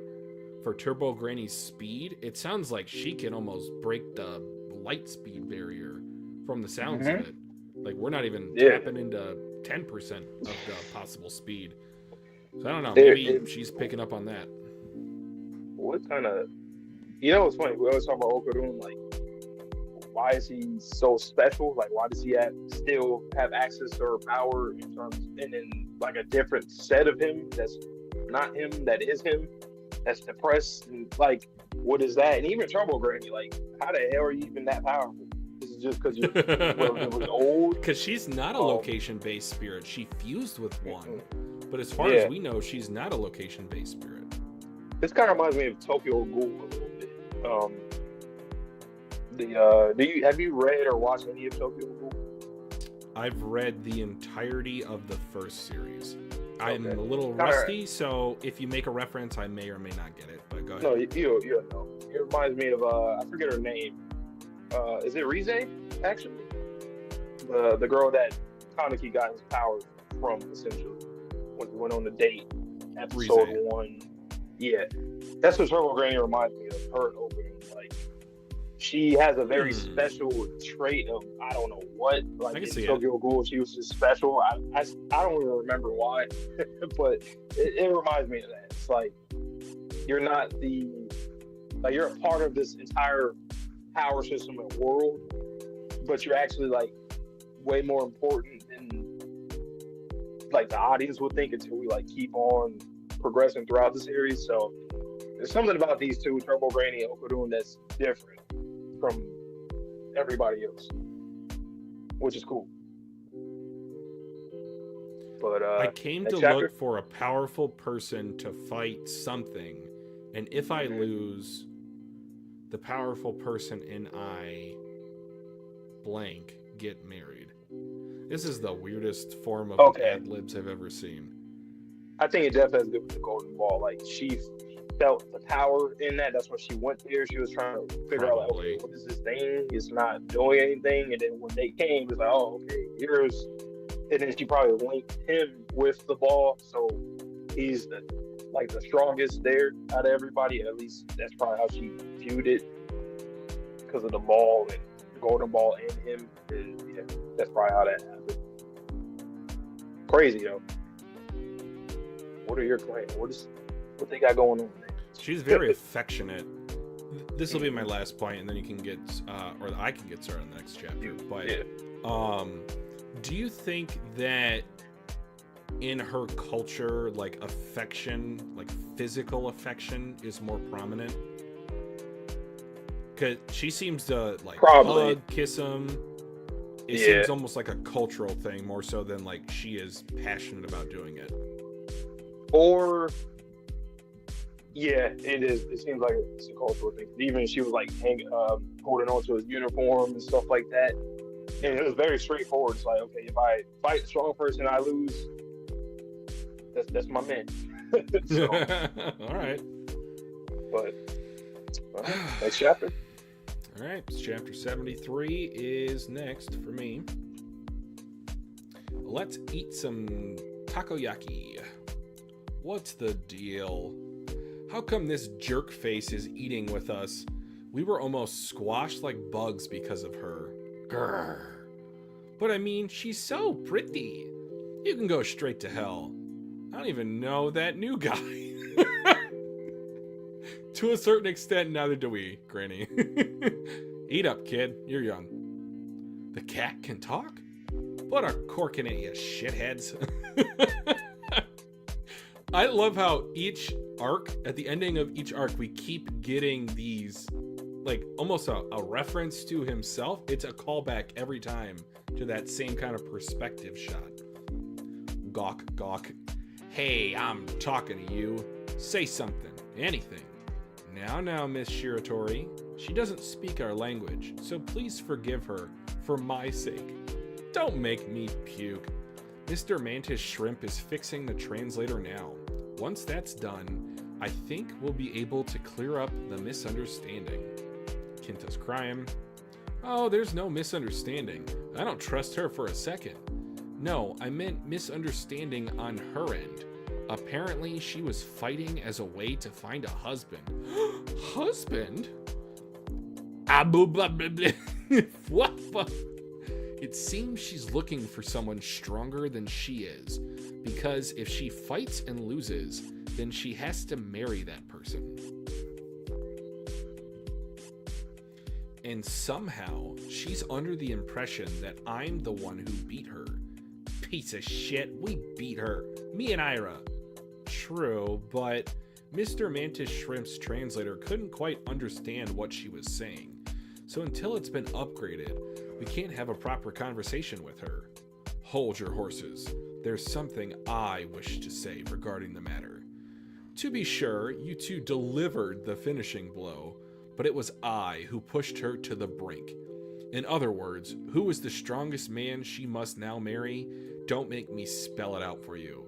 Gale Wind Albert. Kinta, the end of Pegasus Cicada. Baka! I got motion sick because of your crazy piloting. Ah! To be reproached by two beautiful women. What sheer joy! Alright, she touches him on the shoulder. Ah, sure, go ahead. I'll get some for you. I wonder how many you can eat. Wow, you got a real appetite. Her eyes are glistening. I like a person who knows how to chow down. Eat your fill. I'll cook up a whole bunch more. Aw. What kinds of things do you normally eat, I wonder? There's so much I want to know. I think I've literally seen this Momo, like, glaring while eating. She might do it quite a bit, but I've definitely seen one of them before. Miss Ayase, you sure are eating a lot. Are you okay? That all you got to say? Hup. Stomp, stomp. Eh?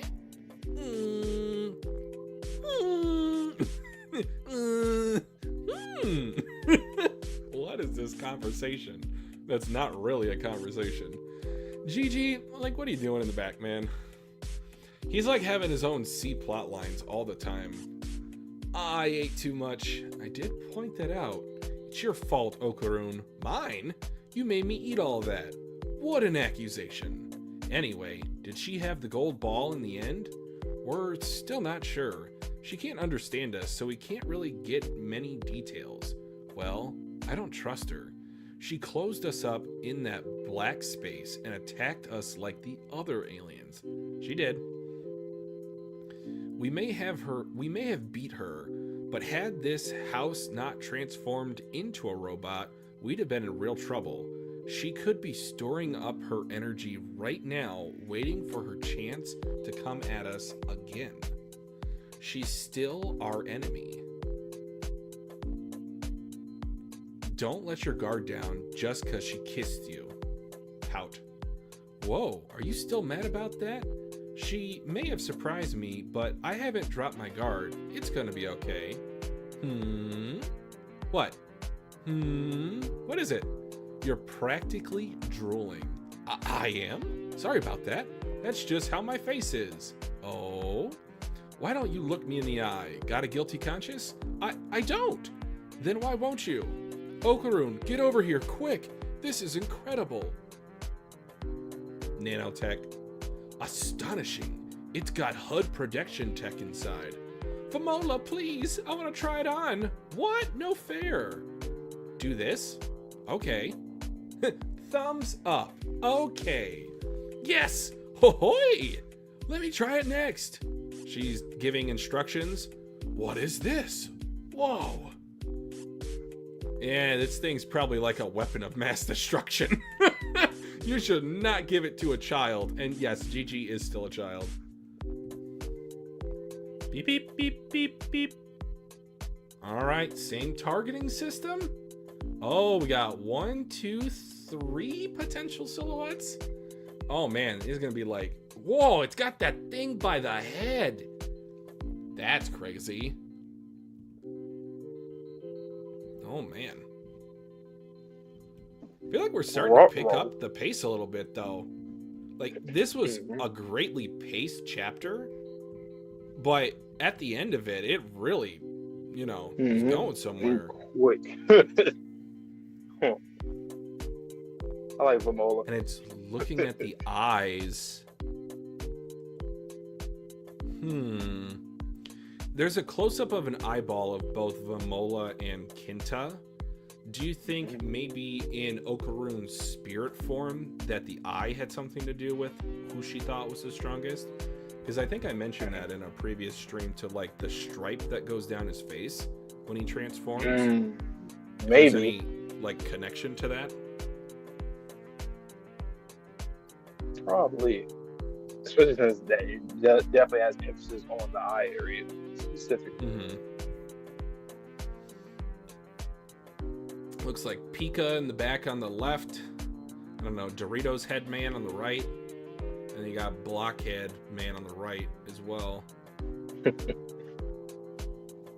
Well, another alien adversary. It's gonna get bad because at some point these aliens are gonna get word whether their race is going to find out, oh, such and such hasn't come back yet. What happened on their mission? Did they fail, or someone might end up surviving and leaving? Yeah, we're going to definitely get an alien invasion one day on Earth, and just because of the meddling kids. Hey, we're just protecting ourselves. And I would have gotten away with it if it weren't for you meddling teenagers.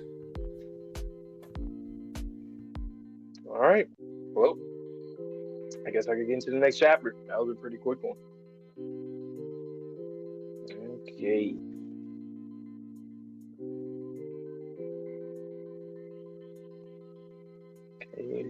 Boom. All right. Hold on. Let's see. Okay, should be good. Chapter. Wait a minute. Come on. All right. Chapter 74.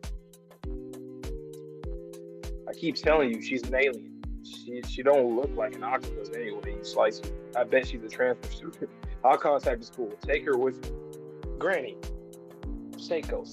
What is? Chapter child supposed to go to school, but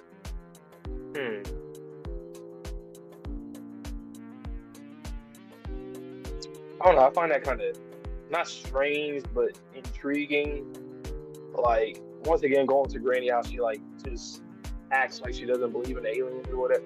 I don't know. That's maybe it's like a coping thing. Like, she probably hates aliens so much that she, or something, either traumatized. I don't know. There's something about it where she doesn't like to.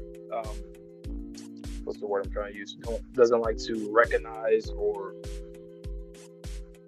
I don't know. I'll probably go back to that after. Anyway, I'll contact the school, take her with you. But why? Aliens don't only come in octopus shape. I've got work. I can't very well leave the freeloader here alone, can I? But Turbo Granny's here. I'm going with Psycho. See, and that's another thing too. Hold up. What? Hold up. What? Like, she's just going with Seiko now? Like, she's just fully on board with whatever she's doing? Work. What is work? Like, you don't need a talking cat to go on your television C-tier program. Give us, please. We need to hear these conversations. Now, that's something that we were not wrong about. This outright confirms it in my eyes. Like, yes. They are thick as thieves, and they've been doing like their own solo missions. Like, if we get a bonus chapter, it might be the Seiko and Turbo Granny adventure.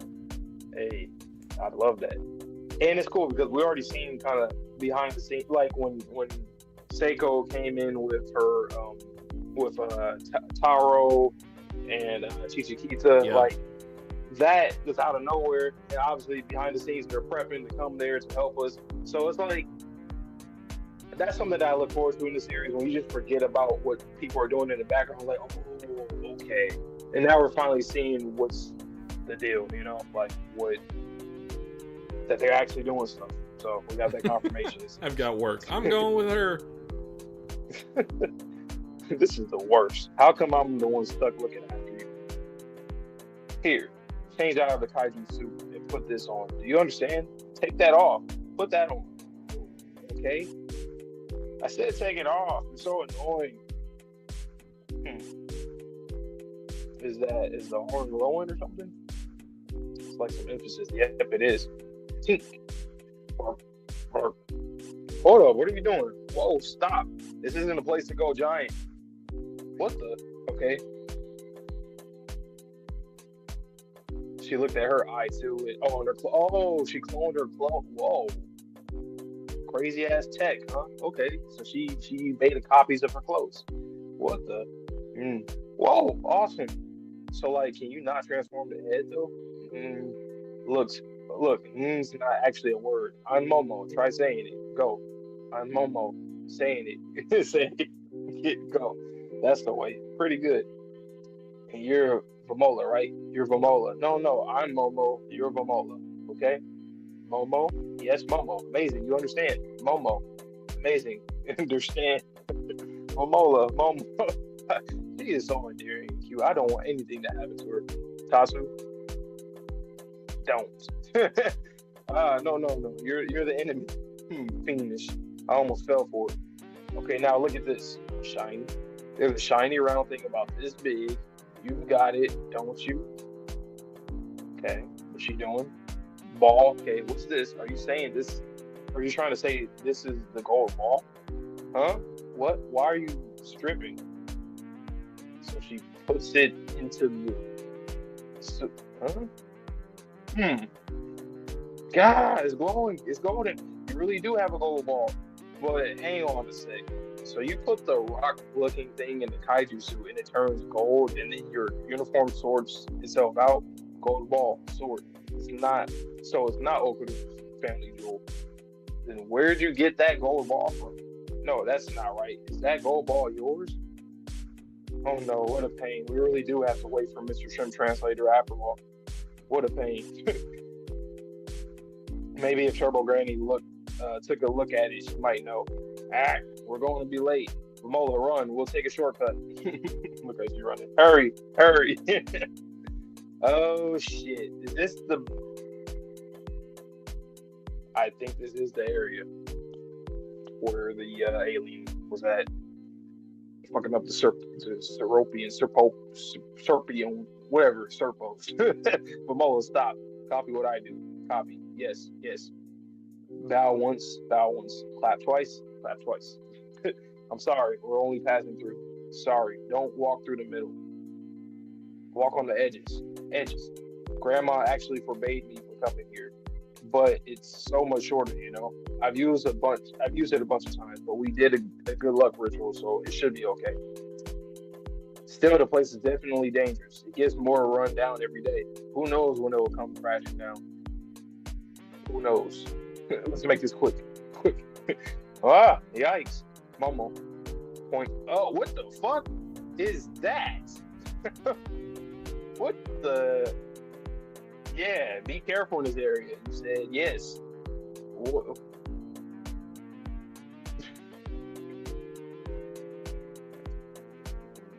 What is this? That is? I would no. Absolutely not. Oh, chapter not over. Okay. She's putting lipstick.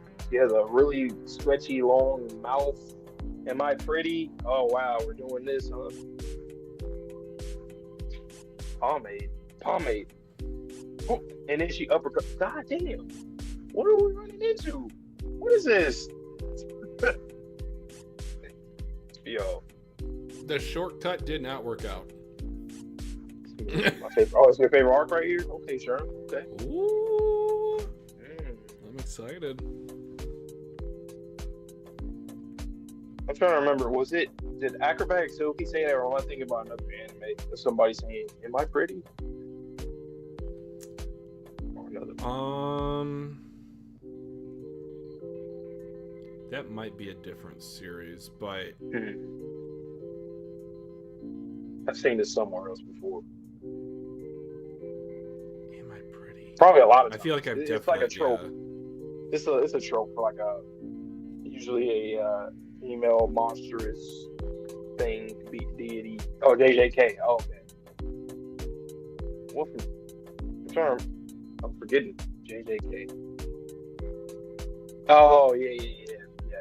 Yeah, so it's, okay, got it. It reminds me of something. Something's yokai-ish, demon-ish. Wow. That thing is gross. I'm sorry. I love Ebola. Quick! About once. Clap twice. Protect her, please. Protect us. What did she say? She said, amazing der stand. Amazing to stand here. Oh my god. So like with that power source, does the suit itself have the ability to transmutate things into golden balls for a power source? Or is that thing like the pre-evolved form or the raw form that then gets, transmutated into a energy core? It seems like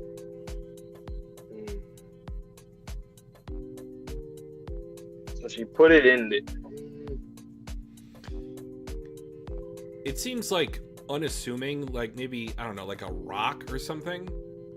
Mm-hmm. And then she puts the rock in the nuclear reactor and it turns into the golden ball.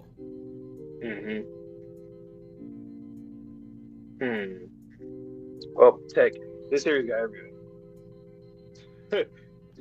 I'm like, science. Yeah, like a lot of sci-fi, a lot of this because so it's not the gold ball. God damn it! So the gold ball, Okarun, who has? I think that's gonna be a plot. Which is like, Isn't it the worst thing for Turbo Granny to like put into? Like, she couldn't have done anything else. It had to be a circular type of object. Like, if this is rampant with aliens, she turned it into literally the thing that looks like everything else. Potentially. Right. Maybe that's just like the gag for the story. You know, Tatsu's like, you know what? Fuck it. Make it look like the most, you know, obvious source of power or that anybody will. They found the first one within like 3 days. And then the next one's going to take, what, 7 years? Whoever, when we ever either, I don't know, like, what could it no telling where the fuck it's at this point. Like, I don't know, when we man. finally I feel get like, to it, that's going to be a huge chapter. Do you think it's going to be an antagonist? Like, someone else that, so to clarify, like, another spiritual holder that's maybe working on behalf of their possessed yokai to get them their own body? What was somebody that Turbo Granny knows? Because, like, they know her energy. That, like, another yokai or person. Who, no telling, there might be people here that, well, yeah, this series has everything. Like, when it comes to aliens, yokai, other primordial, yeah, so nanotech. And we have the grannies. They're out on some kind of mission somewhere. Oh, I forgot to mention this last chapter. So before I get into the next one, I want to discuss this. Wasn't it kind of easy for us to get the nanotech from Mr. Mantis? Like, he just gave it to us. Yeah. So well, I'm fine no, I'm not saying I'm upset with it. What I'm saying is maybe it's not as special in the universe as we're making it out to be. So with that thought in mind, do you think maybe alien races have given governments nanotech in the past? And like there's secret agents that are walking around, invisibility cloaks. And oh, that would be really cool. That would be a nice touch for the story. A really nice touch. Like maybe someone's grandfather back in like Seiko's day had a deal with the government, and maybe that's why she has to deny aliens exist, even if there's one right in front of her. Yeah. See, that was weird, right? In the chapter where it's like she kind of kept doing the same thing. Like outright. Aliens. She was almost being like obnoxious about it. Oh, I'll call the school. Take her with you. What do you mean you're enrolling her? She's an alien. We don't even know if like she's humanoid. She could just have this disguise on like the Serpoians. And that's another thing. Like, we didn't even talk about that either. The fact that Vamola is literally, if this is not a disguise, she is literally a humanoid-esque alien. So, did life start here, go out? Did life start elsewhere, come in? I don't know. I really think that would be a great, like, just a cool concept that life started here. And then eventually Earth is actually special. Off. Yes. That would be, because like, not that I get tired of it, but sometimes I'm like, why is Earth always like the MC? You know, like, why not make Japan, it more United like, States. Yeah, like, why not, if you really want to make it like the quote-unquote MC, why not make it the origin of everything too, so that it can make sense why it's so relevant? Because like, when things are just drawn here to this random-ass floating rock here, it's like, do I really believe that these aliens and all these other things want to come here to do anything here? Because they're way more advanced than us technologically. Like, so why would they even care? You know, aside from like using us or getting resources here, like, why not this be like the place that birthed everything, so that people want to return back here for many different reasons, because this is the home. So yesterday, guys, we watched the first 2 episodes of Invincible season 3. Absolutely spectacular, by the way. And one of the points that I made of what made humanity special is kind of like our versatility in terms of being a base for biodiversity. So if we're seeing all these hybrid aliens, maybe the human genome is easily hacked into or easily changed to where it's such a great foundation for other species to then make hybrids using us as the base. Because what do you think that other aliens looking for? Because the Serpoians were just like, this is our territory, and then they just killed them, and they're like, no, we're looking for something. Well, what are you looking for? Man, my brain, this is such a weird, there's nowhere I can go in this series, and I actually like it, but it annoys me and I like it at the same time. It's like, I have no clue. And then Granny's in the background, what are you guys doing? Bruh. Are you guys visiting other people in the world? Like, what are you doing? Like, what trip are you on right now? What is something that needs to be done right now for this crew that we, like, I can't even think it, like, what are they doing? What are they seeking out? Well, I don't know. Another thing that I mentioned, Turbo Granny seems to be on, like, I don't even really want to say pleasant. She seems to be on agreeable terms with Seiko. Right. But what would cause them to move in the same direction? You know? If Turbo Granny's not getting her body back, not getting her powers back, then why is she agreeing to do whatever Seiko is doing for work? And literally, it cannot be that she agreed to be a mascot. I do not believe that for a second. With how much she shit talks Okarun and the crew, there's no way she's agreeing to do that for Dodoria for any reason other than it aligns with what she wants to do.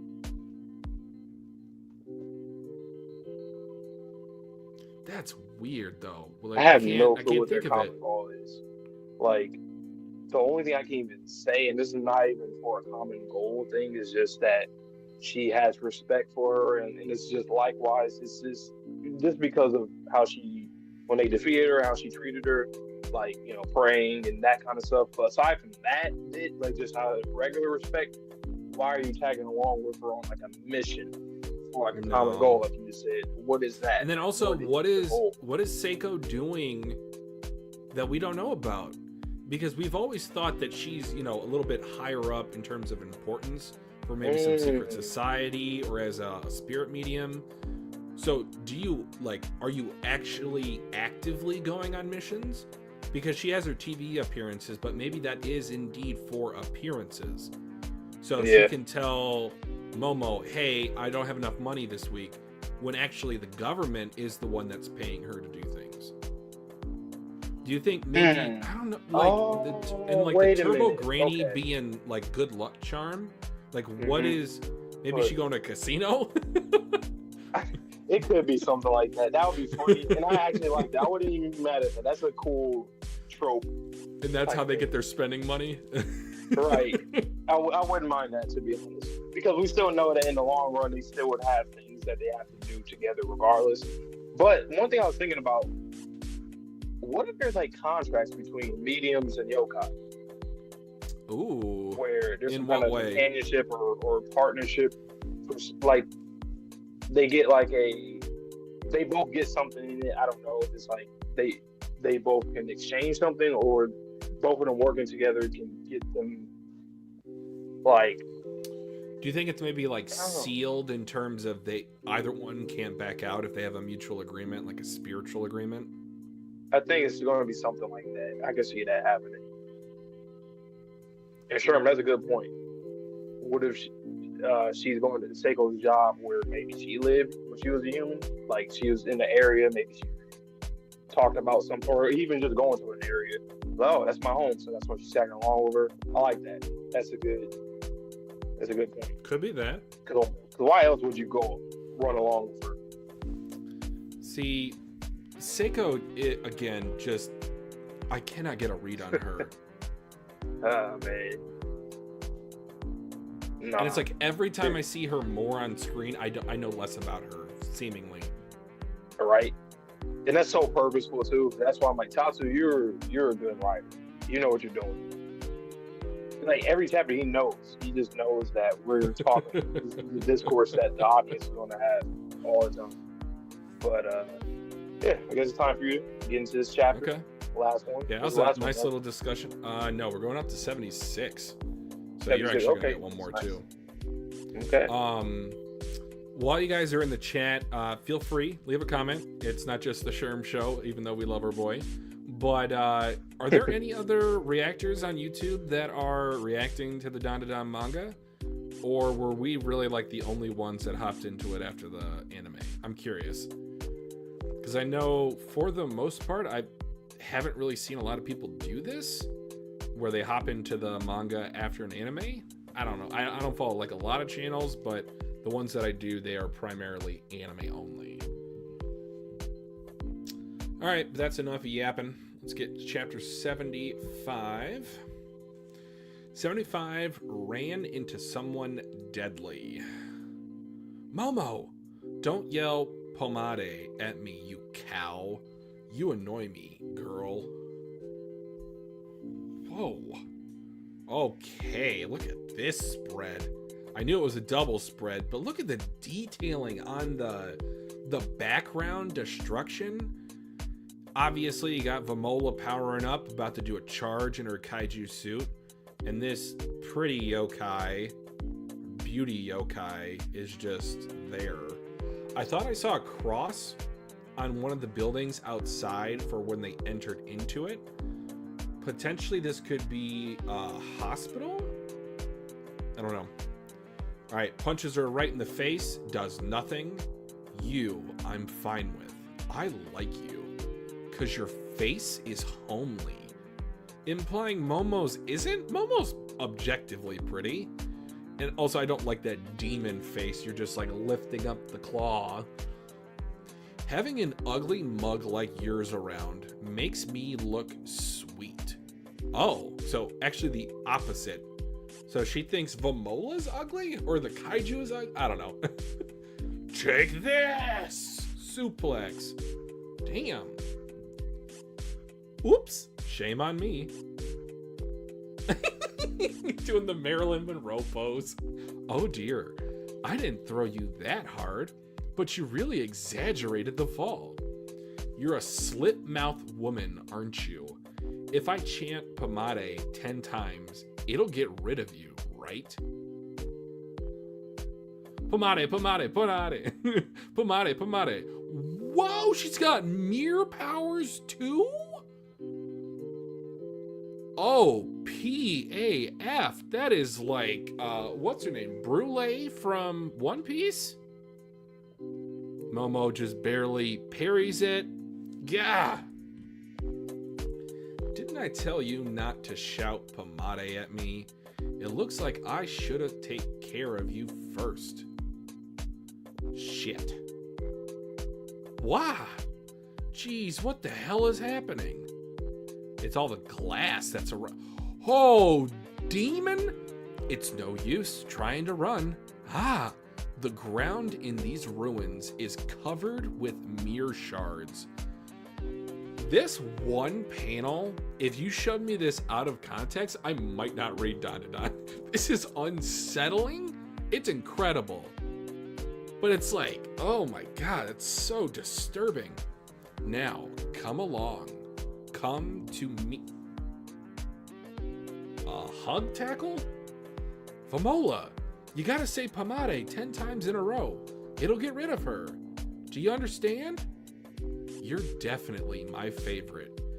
See how sweet I look when I'm next to you? Holds her up with the mirror reflection. That is a fire panel. Disappear, she goes invisible.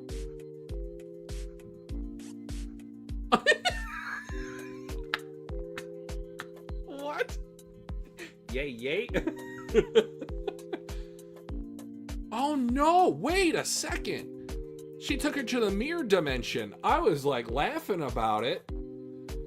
You can stay in this mirror for the rest of your life, so I always look good.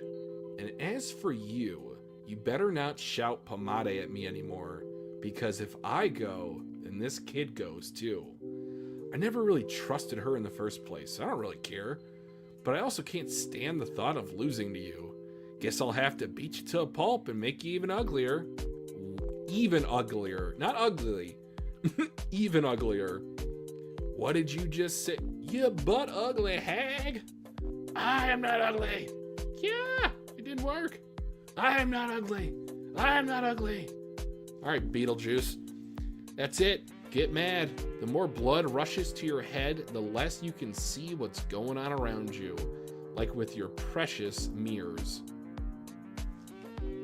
Oh, I shouldn't have done that. Shoulder surgery 3 weeks ago. My mirror! Give it back! Without my mirror, how can I see my sweet face? It's mine now! Damn it, no good. I thought my powers might work on it, but I can't enter the mirror. Well, whatever. I'll have to just take it with me and get Granny to take a look at it. If you want it so badly, how about I put you in there myself? She thinks about it. She gets put in the mirror? Too bad, so sad. If the mirror reflects even a little of me, I can use my power. Ah, there you are, you ugly cows. Wow. This chick, this yokai, what the hell? You said Boulay from One Piece? I might say this is the scariest yokai we've met so far. Am I wrong? I agree. I don't know. This thing is terrifying. But you know her backstory? Sad. Oh, absolutely. Sad. Has to do with beauty. Dude, she's got like the carved up face like Heath Ledger in the Joker. Like her parents better not let's put a smile on that face. Whether she was like a model or something. Well, I know that we just finished up Undead Unluck about a month ago, guys. Oh God, about a month ago. And well, not a month ago. Anyway, they had one of the final panels was a corset, and over the years, corsets have done so much damage to internal organs of women because they were tied so tightly for beauty. Yeah. Beauty standards for women are relentless. They also can be physically imposing on women's bodies. Like, do you know about ballet and like what they do to their heels? Have you ever heard of that? I heard some refreshing. Essentially, they like break them. They give them like mini fractures so that they can have more flexibility or they can bend to a further extent. It's like all for ballet. That's not worth to me. It's not worth it.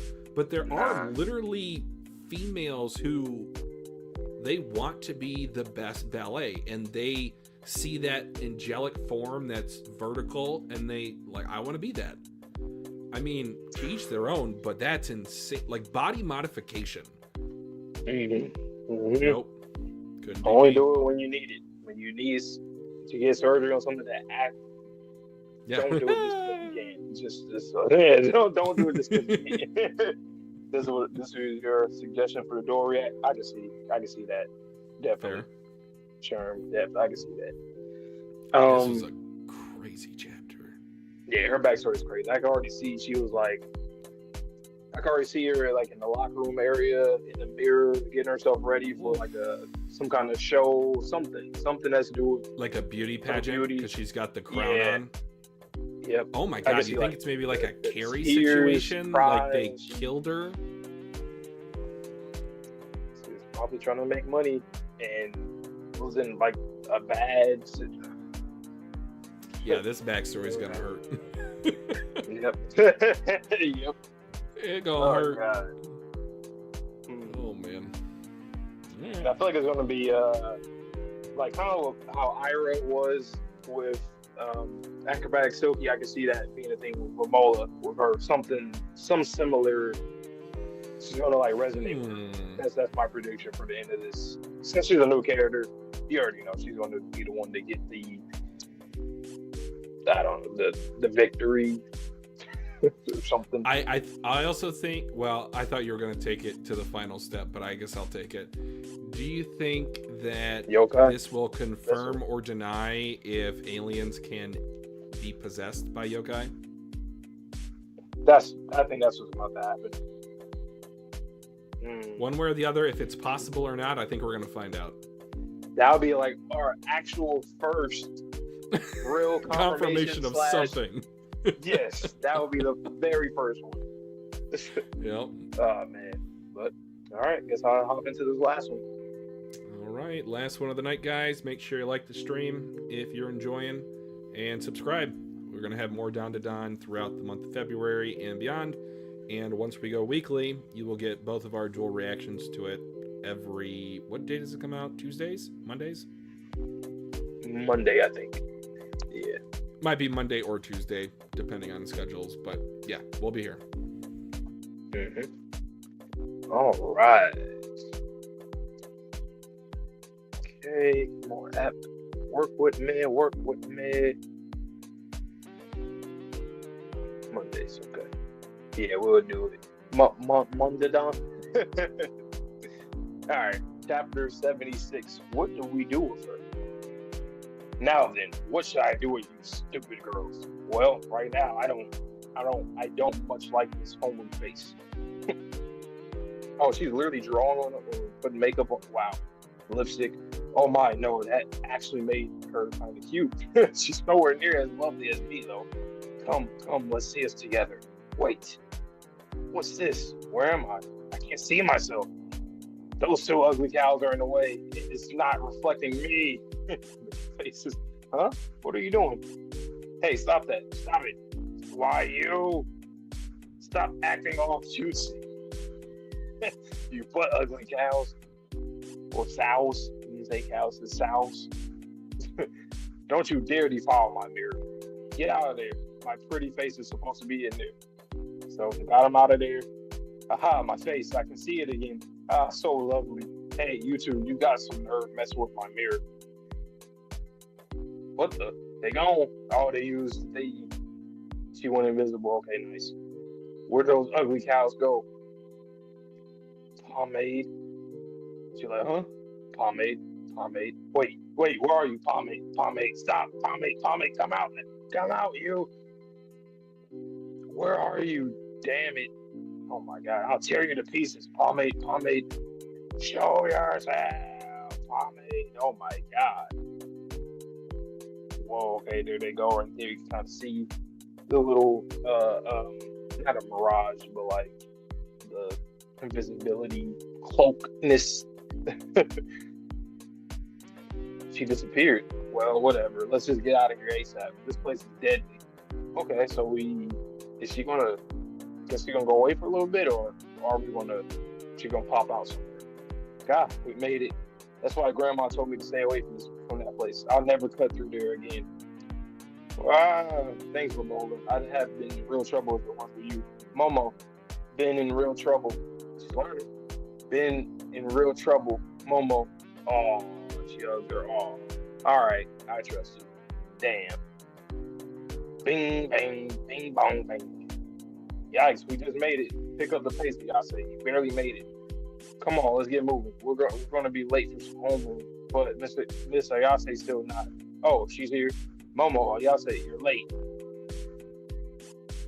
Hey, listen, I've already had the craziest thing happen this morning. Miss Ayase, what's going on with your face? Face? What the hell? Did you lose a bet? Huh? What do you mean? Anyway, why is Momola with you? Grandma told me I had to bring her, so so annoying. Kachiakuta, good morning. Huh? Here, been in real trouble. What's that? Hey, not so close, Momola. And don't address Kachiakuta so casually. Been in real trouble. Seems she's learning some words. Hey, Ayase, come here a minute. Oh, morning, sir. I've heard from your mother. I take it that this is the exchange. This is the exchange student. She's actually my grandma. And yes, this is an exchange student. This is, what have you done to your face? Huh? What about it? Anyway, I've spoken with the other teacher. We've decided to put her in a class C with Kachiakuta. For real? How come? Class C's teacher speaks fluent English, and Joji's only just transferred to Class B. They're already full. Score. Sakakuta, please and thank you. Huh? Wait, I'm in charge of her. No, wait, no, how? She can be in my class. There are other classes too. The matter's already been decided.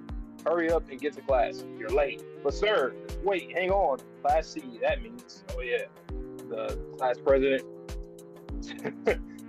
Hello. No coming and going from Class C, please. What right do you have to say that kind of crap? That's right, you tell her, Ira. As I told you before, there are people studying in here. I'll tell the teacher if you cause any more trouble. Why you? They're both upset. That was interesting. I did not see that ending like that with that yokai. Interesting. But hey, Granny did warn her about the area, so that was the reason. I like that. It stayed relevant and important. So, what do you make of the? I joked about it being Beetlejuice-esque earlier, of the method of exorcising the demon by stating something out loud a certain amount of times.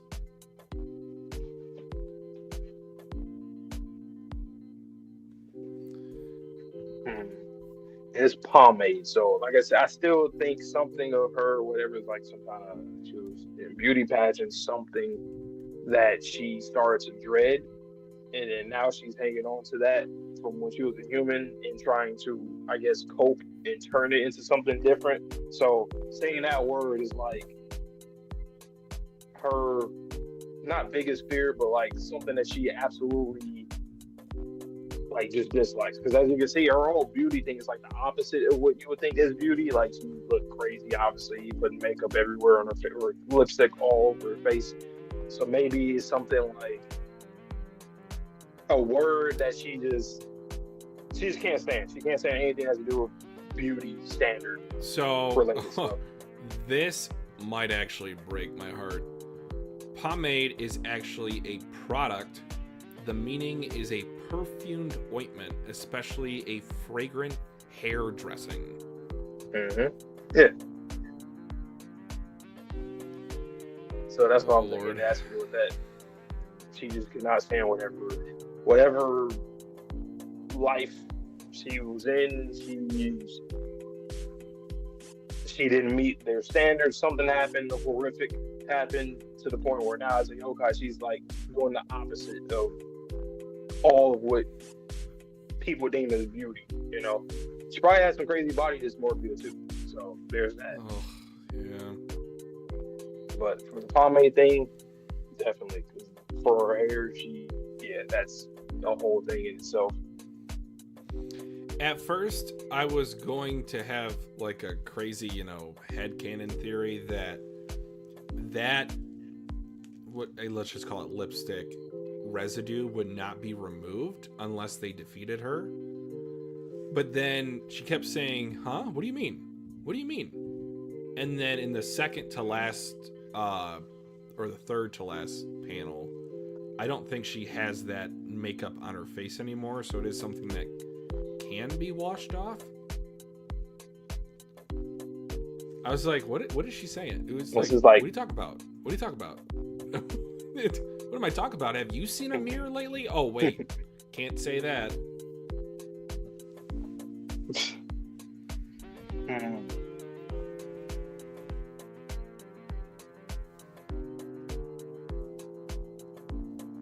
me go back real quick.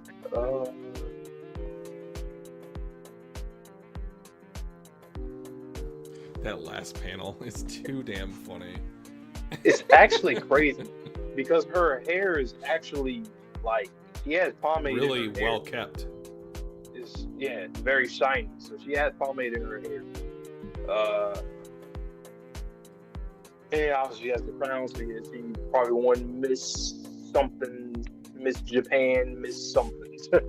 Some kind of. Also, I don't know if it was just me. Do you feel like Tatsu was drawing her like more deformed as the fight went on? Mm-hmm. Her face started to shatter like glass, basically. Oh, did it? Yeah. started cracking, and shattering. That's when she left.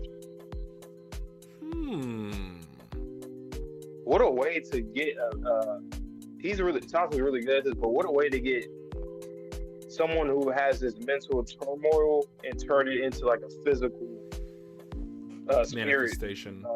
Yeah, that's kind of crazy. That makes me think about the yokai structure overall.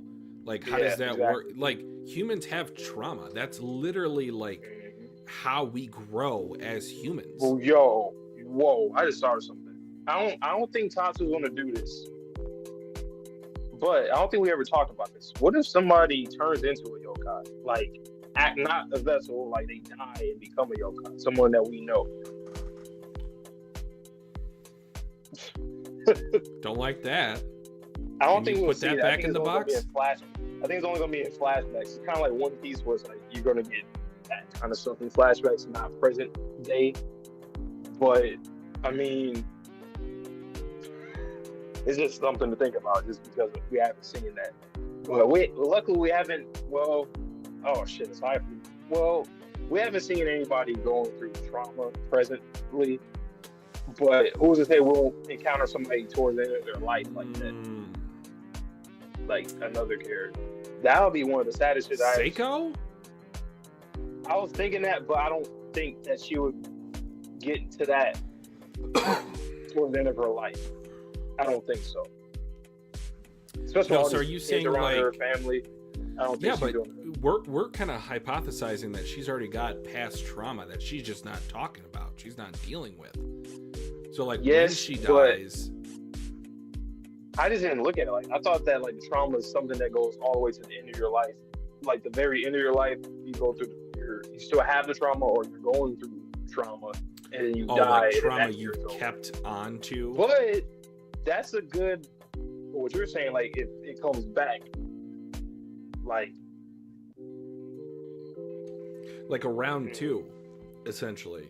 Because the only demon that we've known so far is Akrosuki, and she died very shortly after her trauma, so it was still fresh in her mind. But I don't know if like trauma, if it comes back, if you build up resistance to it. You know what? Seiko, she might. Wouldn't that be a crazy and talk about transformations in manga being crazy? That's different. That's like a different thing. That's like someone that we're seeing alive. We visit their trauma or revisit it with them. Then they die, and then she's still being the W grandmother and helping in the end. After this, you don't see that too often in the series. Not to that extent. It's always on some like bullshit asshole, but this is a part of the power system. So it's like Tatsu can do that if he wants to. It still would be sad as well, because it's like, well, she's a fucking yokai. It's not like she's not. I don't know. I can see that happening. Or with her pupil, her subordinate. I don't know. Like just anybody. I don't think none of these kids will, because they're kids. And also, they already have like powers and stuff. But who's to say that we won't meet somebody new that's like that? That would be tough. Like imagine like a terminal illness type of character. Well, I mentioned it seemed like there was a cross on the front of the building that we were cutting through. Oh, yeah. If they're location-based spirits, could this actually be a terminal girl who, because she had cancer, had to go through chemo, couldn't have anything in her hair because she didn't have hair? God. Wow. Just saying. And like she's so upset with hearing that, because there's no point in putting that on a wig. She has the humiliation of wearing hair that's not hers. Am I pretty? As someone else holds up the mirror to her face, am I pretty? You can't look at the glass shards as like a symbolic of her hair strands, like all falling off on the ground, breaking apart. Tatsu, Didn't we get a comment? Somebody said that like when we seen the acrobat Silky backstory that there's more. That's just they're like yeah, it can get worse, and I'm just like, what? Man. And maybe because she like the way she talks to them is a bit like she's young, like not too much older than them, around their age. Has cows, like she's easy. Kind of. Well, so does Momo, but no, that's what I'm saying. Like she talks like kind of like a kid. Oh, she talks as like she's a younger person. Yeah. Yeah. Oh, is this your favorite arc? Okay, it's gonna be tragic. It's gonna be tragic. Well, he also did mention, if you saw, that this might be actually a good volume to do a full dual react to. Dual react. Okay. I typically have more time on Saturdays. I know, like, a dual reaction to 9 chapters might be... I don't know if we can do that. Maybe, like kind of like how we did the 3. What was it, like? Or maybe do half the volume, but all the chapters, like and then half the volumes. Yeah. Or half the chapters, I should say. So, like, maybe 4 or 5 chapters, you guys are like, we have to see your dual reaction for these 4 to 5, and then the other 4 or 5 will just be like, whatever. Sherm, I know you said the next volume might be like the full dual react that you would recommend. Are there, like, out of the 9 chapters, is it for sure you want 9? I mean, we could theoretically do like 4 and 5 in 2 different days. We could do that. I don't think that we can do a video format anymore. We got too much stuff in the backlog to take care of. We could do that, because then we could do the Sunday and Tuesday, I think. Sunday and Tuesday. Yeah. I mean, you don't have to wait, 2 days? Yep. It's not too bad. That might be the plan. So, Volume 10, Part 1, Volume 10, Part 2. Mm-hmm. Or if you guys like, no, we absolutely have to do it in one stream, then we can adjust accordingly too. Oh man. That was interesting though. This volume went by in a blink of an eye. It did. Part 1 and Part 2 might be okay for sure. Gotcha. All right. He said the next volume cover is spoilery. It had Vomola on the front. Oh, okay. Not like her doing anything, because like the volume covers, thankfully, are very non-descriptive. It's just like characters that are on there. So unless you really count that as a spoiler, typically I don't. But yeah, it should be fine for you to see it now.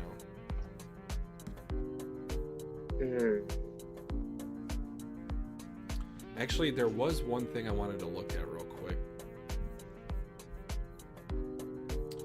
So volume 11 does technically have 1, 2... It has 2 oh my god bonus chapters.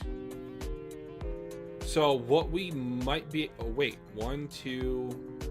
Hold on. How many? I gotta count. Jesus Christ. 1... Okay, so it technically does have 2 bonus chapters. So we could probably do... We're gonna start... Term says 77 to 81, and then 82 to 85. 82 to 85. Is 86 a good point, Sherm? Because, like I said, there are 2 bonus chapters for volume 11.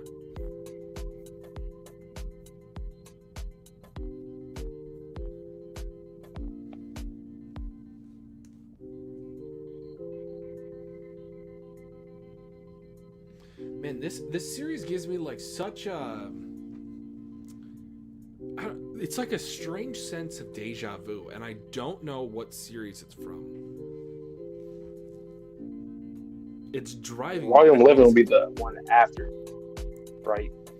No, but I'm saying, do we do one extra chapter for the...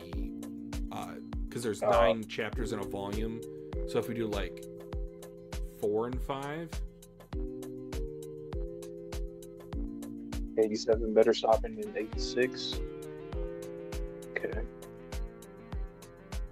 So 77 to 81, that's 5 chapters, but it's technically 10 because we're dual reacting all of them. 82 to 85. 82 to 85, that's 8 chapters plus an extra 1. So if we go 2 more, that'd be 10 chapters as well.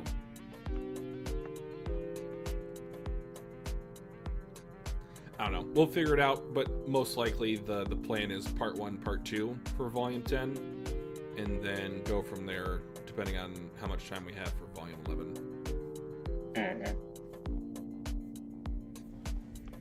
Damn. We still got 100 chapters till we're caught up. We're not even at the 50% mark. Not even, actually. But by then, yep. What do you think she probably... Oh, damn. She probably died from something glass window related. Or mirror related. Or something like that. Hopefully she didn't stab her. Oh, no. Don't stab herself. Or fucking glass shards or something. But... That once again, that came out of nowhere. Dandadan Tatsu, he just... Like, what other mangaka have you seen that can just, like, introduce something, a character, an arc, anything, and then it just ends up being just out of nowhere? Like, usually you see it coming. It just doesn't come out of nowhere. That literally came out of nowhere.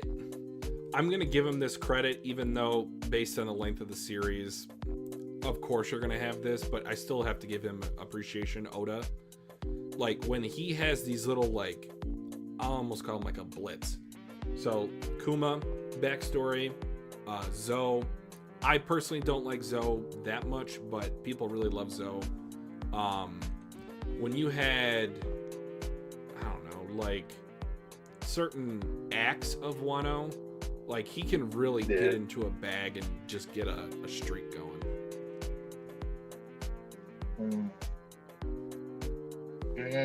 Besides that,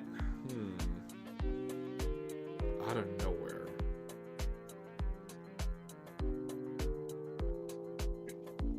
I really can't think of anybody. Like, I think Tatsu's got it. I feel like most manga, it only happens early on in the manga because you're new to it, obviously, right? So as a reader or a watcher, you don't know nothing about the series. So it typically happens in the season 1 portions of series, but like we're past that, and we're still getting that, and we will still get this well into the hundreds. It seems like. I feel like Sherm, I'm gonna ask you this question: are you still like in the realm of like how we are in terms of like we don't know nothing? Like I don't know a goddamn thing. Like, are you guys still in that?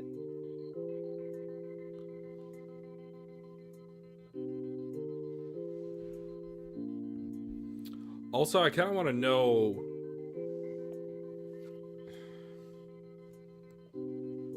if the end game is known.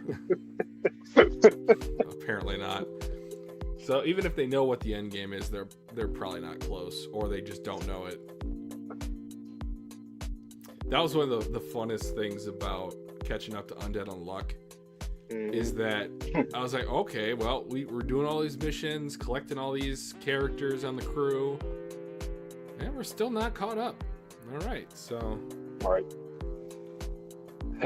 Yeah, this series, you could just, like, the same things that we're just thinking about. I can't even call it theorizing. It's just thoughts. It's just brainstorming at this point. So the things that we even talk about, I feel like it's just not even. We're probably not even close to certain stuff yet. Like, I mean, hopefully you guys can get some enjoyment out of us, but yeah, I feel like in terms of theory crafting, we are so And I think you mentioned this the other day, Vontae, when we were talking about One Piece. It's like now you are more so than ever interested in theorizing because we're so close to we're closer to the end than we've ever been. I know that sounds like a cliche, like duh, but we now have so much more of a foundation that we can properly theorize. Yeah. But this type of theorizing is fun. Like the One Piece I shared with you guys earlier, like, oh, maybe Jinbei is walking on the sea of the ocean. The ocean floor. I don't know, it's just some crazy stuff. But yeah, what a volume. Uncomfortably nervous? Question mark? That one's gonna be one. Oh man. I don't know, man. I just keep hearing about these backstories in this world. And we haven't really gotten another one since Akaratsuki. Wow. Are you kind of surprised? I mean, we got a little bit with Gigi and Evil Eye, but I don't know if I would even consider that like a full flashback, you know? I mean, I guess it is. I like how we're doing it like this, though. Instead of like, and I love this in Demon Slayer. It's not a knock on Demon Slayer, but like, you know, the sad backstory, it was always happening. Until there was like very few, like, you know, Kyoko or, you know, that.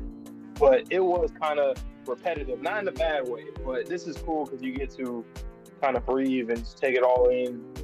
You're already going through with episode 7. Oh my God, that was heartbreaking. So if this happened like not too long after that, like, no, we got to stop it. We got to stop, take a break, happy times, then go to sad times. There's more happy times than sad times instead of sad, sad, happy, sad, sad, happy, happy. Question. Do you think any aliens will have a sad backstory?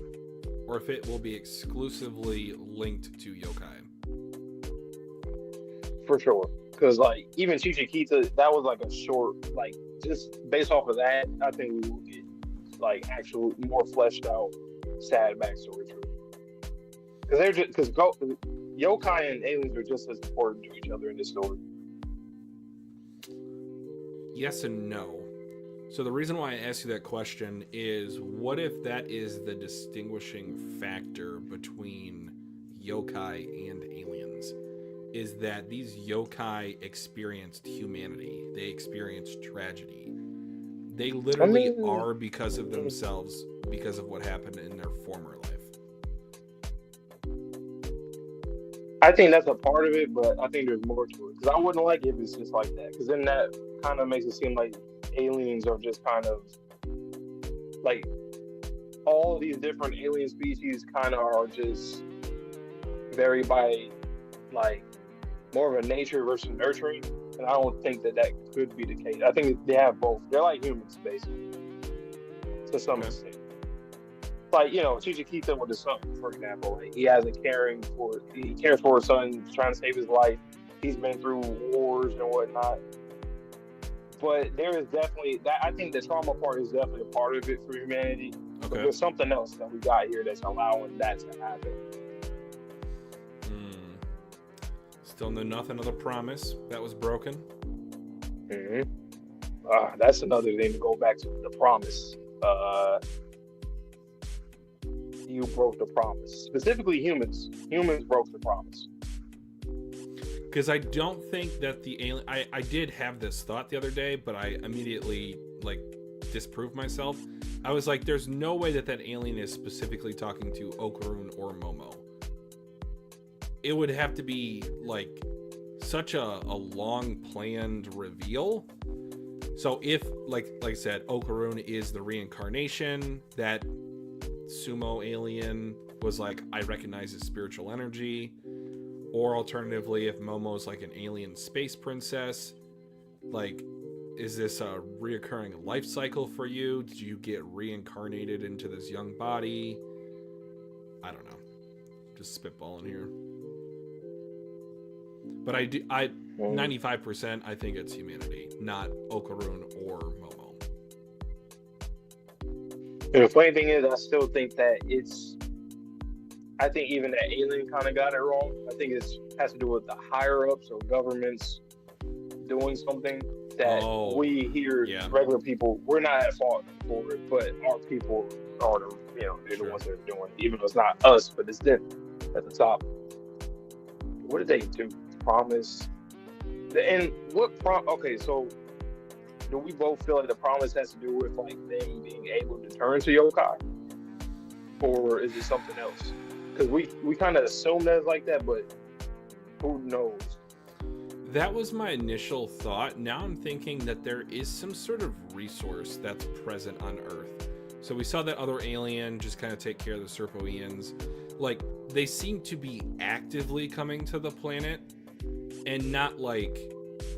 I think it was in Okarun's, sketchbook or whatever. He was like, oh, then it's possible for the aliens to be coming to Earth for an invasion, right? Like, we have to get my golden ball back.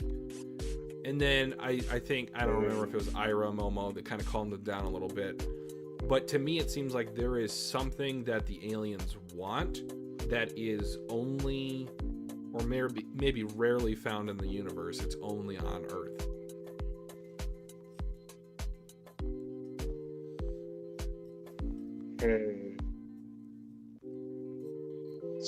I can't think of I mean, it could be spiritual energy. I know we talked about like evil eye aliens. Does that exist? Like, if humanity started off on Earth, ventured out into the cosmos, had their own separate, species sprout up, I'm guessing that they still kept that trauma cycle of the yokai. Like, what happens if someone has this traumatic experience on another planet?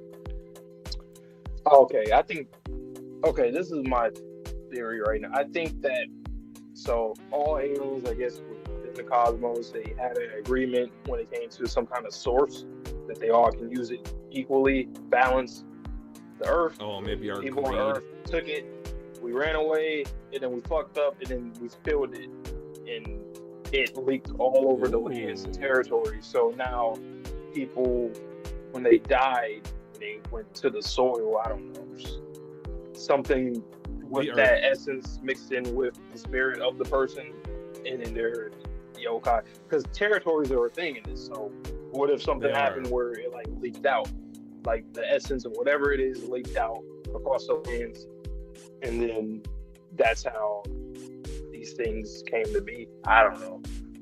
So maybe something seeped into the core of the Earth? Yeah.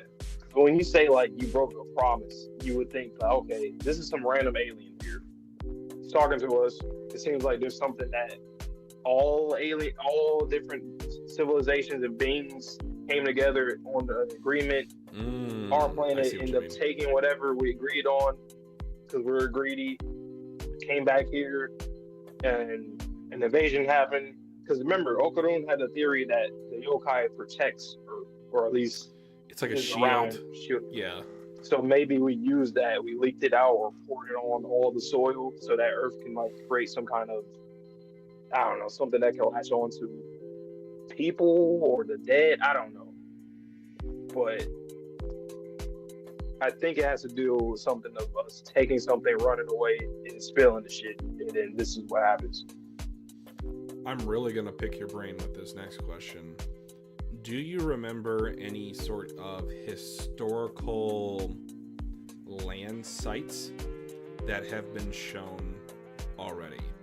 Was Stonehenge shown at all? Was the pyramid shown at all? Sphinx?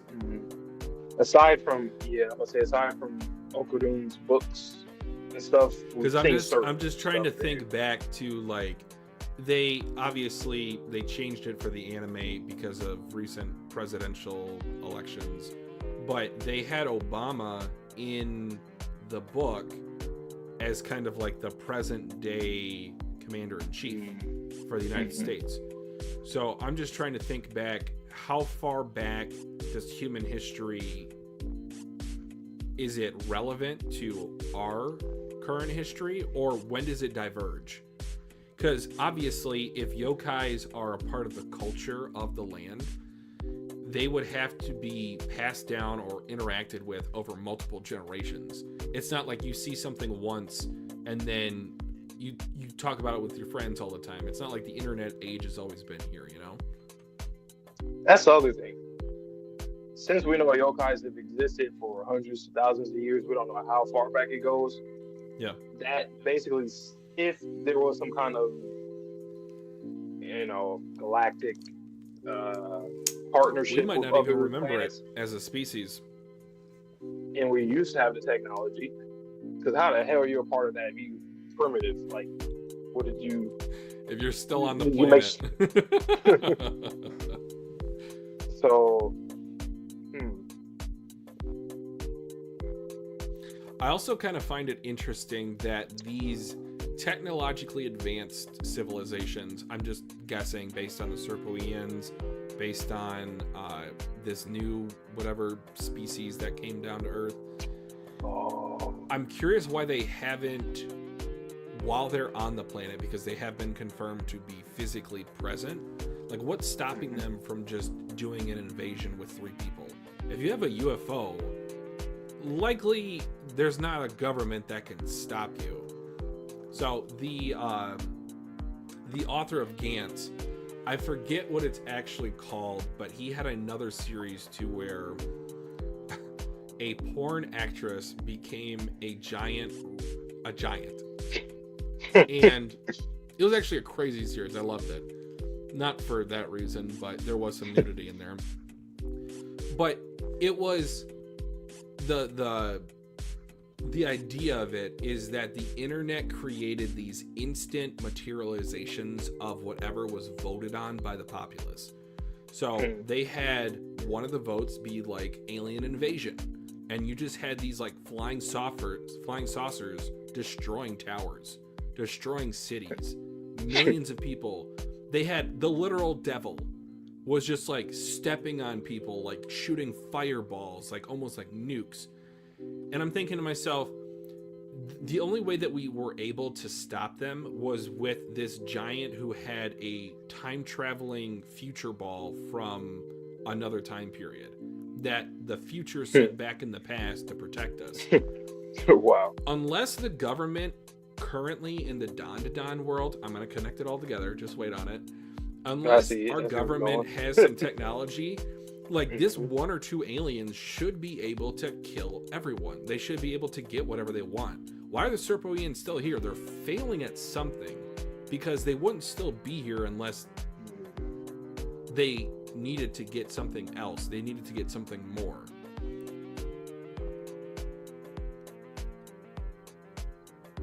I'm just trying to think, like, what's stopping these few aliens while they're on the planet from enslaving humanity? Unless maybe the spirit medium, Seiko, unless the government is involved, unless spirits actually have that much power against the aliens. I don't know. You know what it...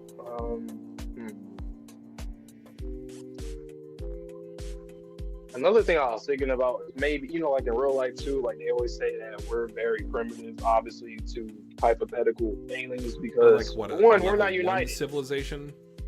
Yeah, we keep fighting. We should be way more advanced than we are now, but we are divided. So that's just a factual thing. So I wonder if that's like a part of this world too, where it's like we're just not on the level as everybody else because of that. And people with greed, people with power in the series, that was a promise that they broke. Like they wanted to be not different? the promise, but they wanted power, so they chose not to, because they realized that we can't get along just because of our nature or whatever. That it's like a shortcut to get, like, okay, what's the example I can use? It's like say somebody that uses steroids versus somebody that's all natural, right? That doesn't use any of that. It's kind of like that. Whereas if you just did everything that you were supposed to do routinely, everything, nutrition, exercise, and working out, you'll get to where you want. But you instead took the shortcut to get to that. So I wonder, do aliens in this series not really like Earth because of the shortcuts and the forbidden / taboo that we do to like gain power and get stronger. Because it seems like we're singled out as of right now. We don't know if there's any other planets that go through the same thing that we do. But based off of all these different species coming here, and the fact that we have yokai, seems like they're not really. They don't do that. They don't get down with that. It seems like we basically committed taboo. I don't know how. That's what I'm thinking, that there's some kind of power essence that we stole and ran away and then leaked it out on Earth, and that's why yokai are just everywhere. And going back to the when they talk about the evil eye and they talk about the mountains, like what if that's where the connection is, where it's like literal land is what I guess allowed people when they died and passed over to, I guess, integrate with it, and all their traumas and everything mixed in with the nature of the land. That's why it's cursed. That's why it's cursed territories. What if it's not symbolic in terms of the Earth as a thing? What if the Earth, the planet, is actually an entity?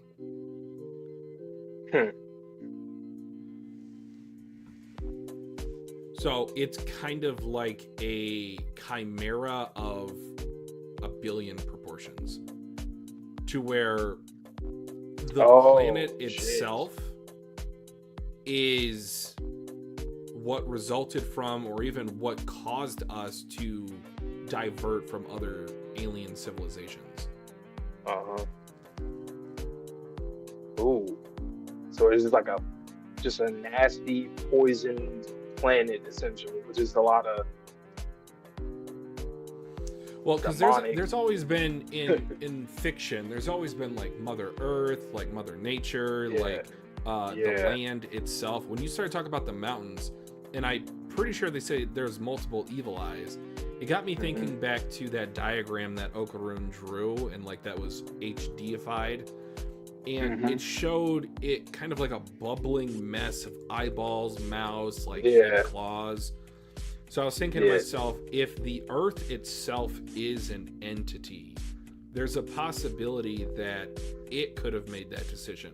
When it said you broke the promise, was it maybe talking to the planet, not necessarily humans? But humans are the dominant species that are interacting with anything that comes down from outer space onto the surface. Maybe there's some sick shit too, where like the leaders, the rulers of the planet, literally, like, when it comes to taboo stuff, when you mix different species and DNA of different animals, it's like that's what happened. Genetic splicing. That could also be a thing. Yeah. So, but I don't like. The only problem is that, like, I know that in this series, it's like we're a primitive planet. So if it was our leaders that did something, how the hell did they do that? Are we even able to? We're not able to even travel in space like that. So, like what you're saying with the planet, maybe it was a planet. Maybe the planet said, you know what? I'm sick of these people. You guys are supposed to venture out. You're supposed to be a great people going to different places in the cosmos, but you're still here. It's like the 40-year-old in the basement of the parents' house, where it's like, you don't do nothing, you don't pay no bills, you don't do nothing, you're just here. And then it's like, get out, go do something, get out, get a job, live your life, get a job. And I think maybe humanity. Earth is at that. Maybe the Earth is like that. It's like, okay, what are you doing? You know what? All right, bet. I'm just not going to care for you guys no more. You're not going to care for me in my home. Alternatively, building on that point, given that humanity is such a primitive species, what if there was like a cultural exchange, much like Vamola is a foreign exchange student, to where aliens came, they were benevolent, they were like, hey, here, have this technology.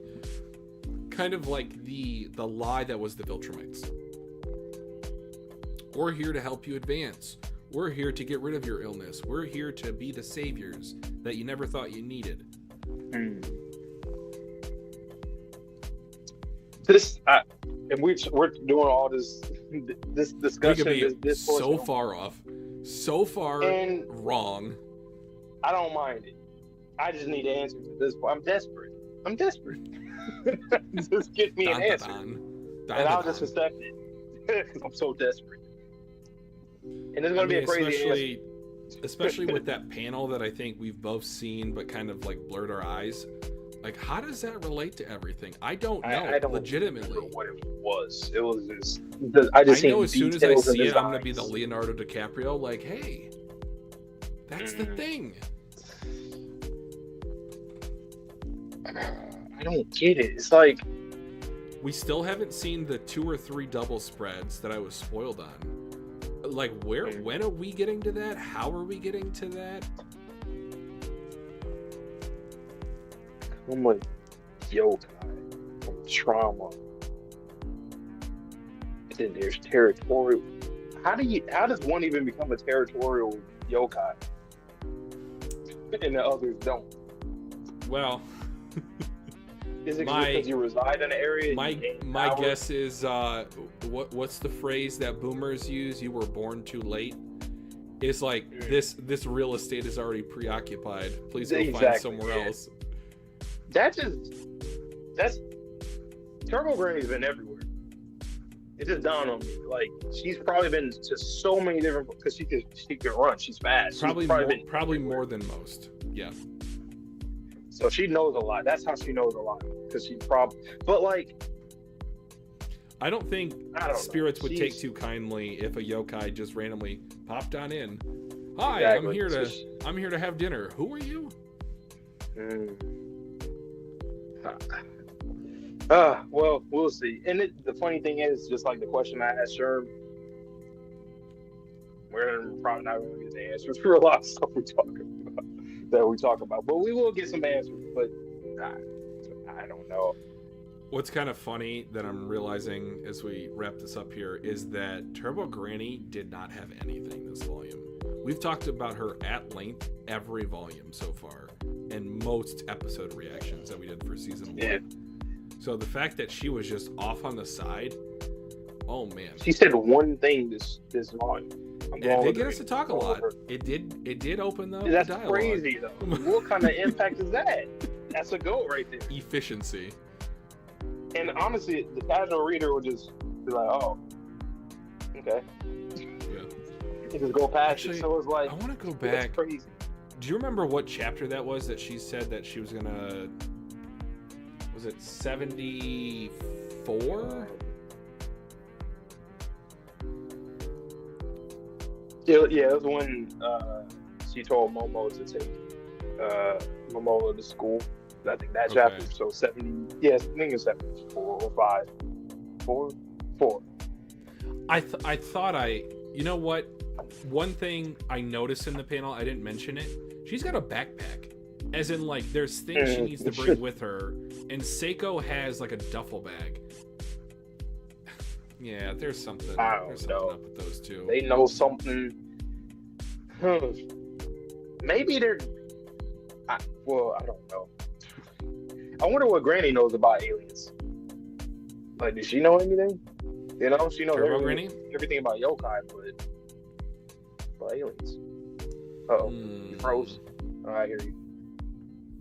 I was just asking if you said Turbo Granny. I can hear you. Can you hear me? Yeah, it is cutting out. Okay, all right, good.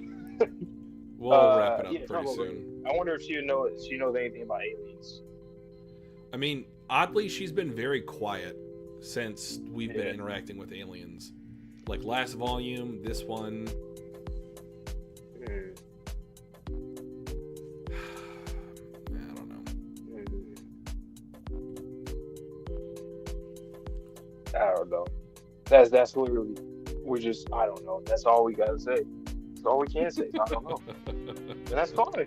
You know, Tatu, thank you. Thank you for being, an author that doesn't have to spoon feed us everything, It's okay. And that's crazy because a lot of people can be genuinely disinterested just because of that, even though you're not doing nothing wrong as an author.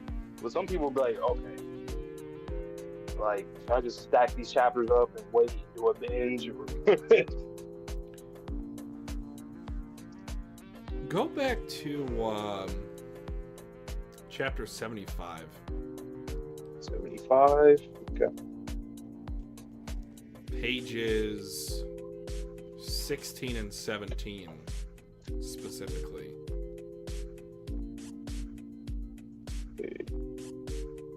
You said 16 and 17?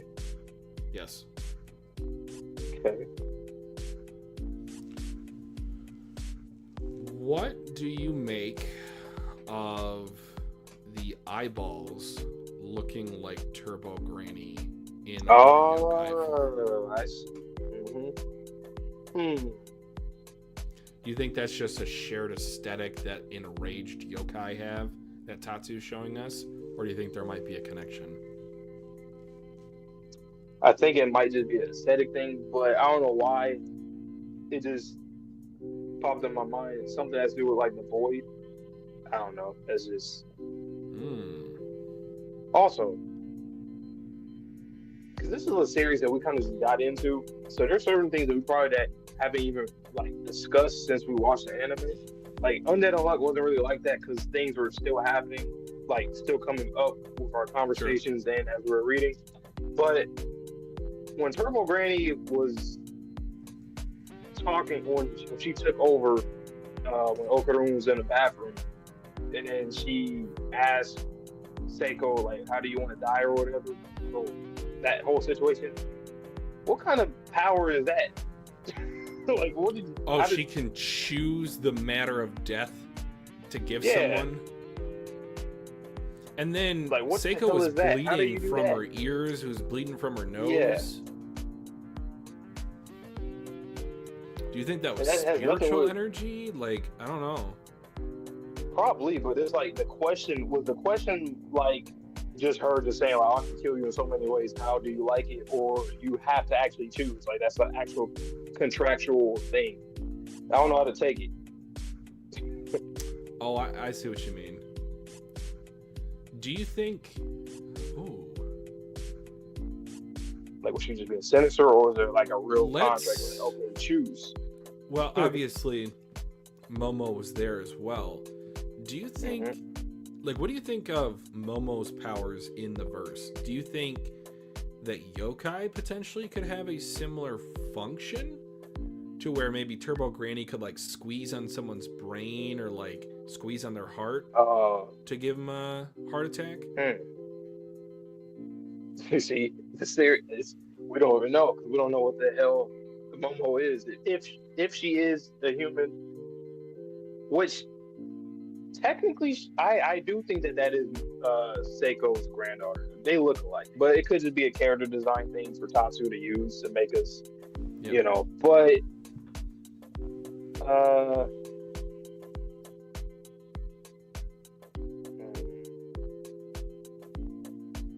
don't know. I'm trying to think if Turbo Granny's ever.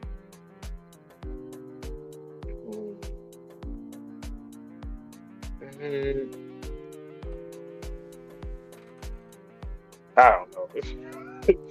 But and then Turbo Granny's powers now, like, what the fuck are you? What are you? How did she get a new set of powers?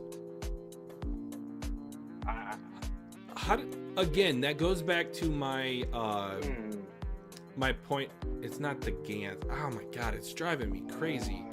It's on my manga list. Hold on. I literally cannot stand it. I need to find out what this series is called. Or I'll probably just do a quick Google search, but whatever. That's okay. Gigant is the name of the series. So, is it like a imaginative thing, kind of like with the nano skin? Like, I think it might be because humans gave the moniker of good luck to that cat. Like, that is a legend that was created by humans. I'm guessing, unless there was a historical precedence, if there was like a god cat or an alien cat that came down and was giving out luck, it might have been like percentages of chance, or they might have been using nanotech to make things go a certain way or the other. I don't know. Or what if, do you think Seiko did that on purpose? Well, what do you mean?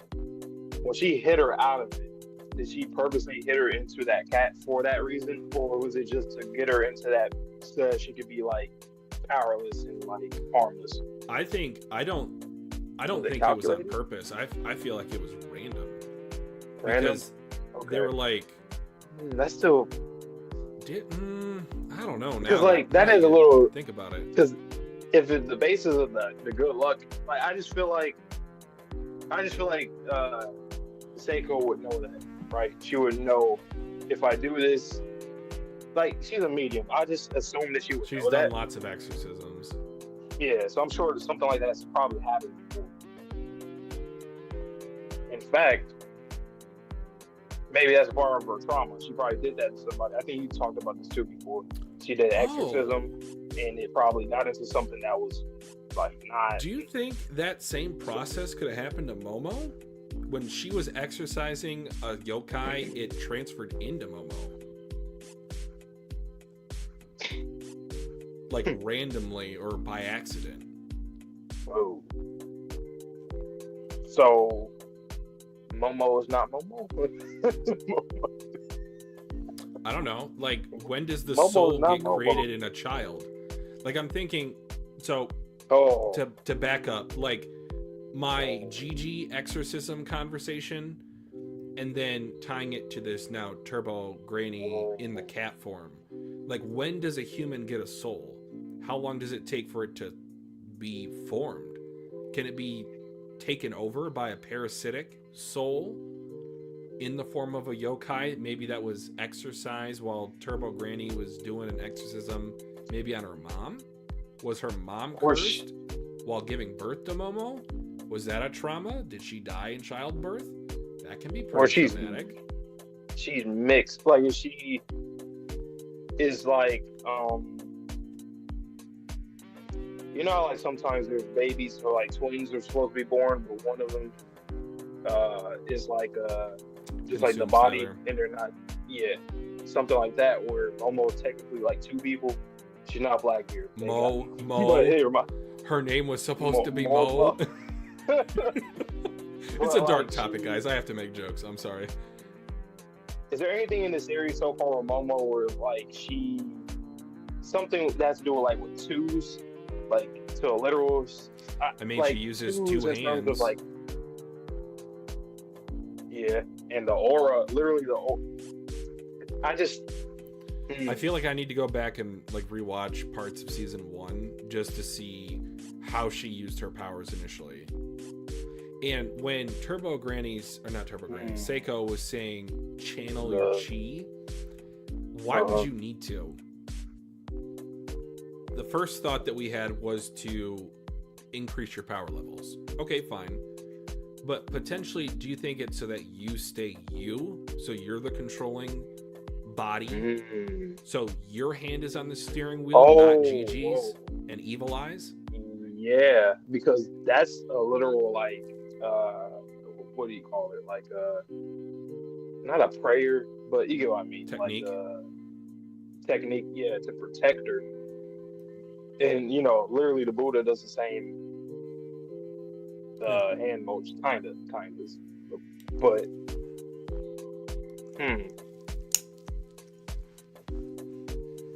yeah, because Granny's, everything that she does at this point is very purposeful. She knows what she's doing. So for her to do that, like, why would you do that for your granddaughter? Like, sure, you could look at it as like, oh, she's just trying to protect her on a normal, you know. You need to rewatch it. It is hilarious. It really is. Like, we're not even 100 chapters in. Not even. We're 30 away, or less than 30 away. But I don't know. Maybe Granny, both grannies, y'all. Such a treasure trove of information that we have got nothing out of. There's no trauma for both of them. That's all we can do. Like, we're certain of that. We didn't even talk about the fact that Turbo Granny took Okarun and Ira potentially to die. We just moved on. Like, she just knew about these spirits at 2 a.m. in this random classroom. How? Why? Again, why? Granny, both grannies, they going to work in the behind the scenes for sure. Like, they're always working. Like, in other series, you just don't see characters no more. You wonder if they have been doing anything. Come to find out, no. But then, forgot. But it's just like, how did you guys team up so quickly, though? Like you were saying earlier, is it just a common goal thing, or did you guys do a contract? What did you do? Like, why I have a feeling that it got real quickly in a certain conversation. So there was something that was said, maybe by one or the other, and like immediately you could hear a pin drop. Like, there was no jokes, there was no I'm looking at you as lesser than or greater than. Like, there is a common enemy or a common objective. It has to.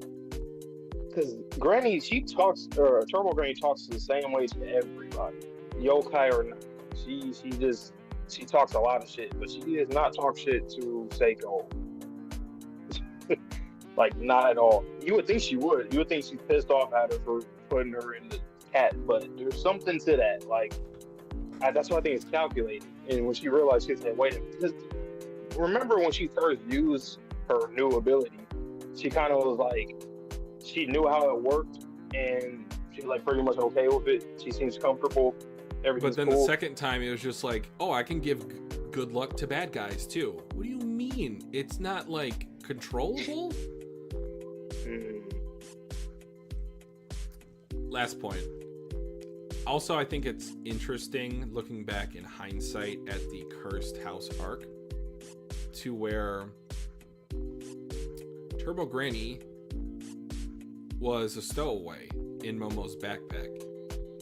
Likely, I'm guessing Seiko told her to go with her because they have this relationship. They were like, she might be able to do it, but she's going to need some help. So go with her. When was the last time you ever seen this with a pair of characters where it's like, what's cooking with them? Like, what's going on?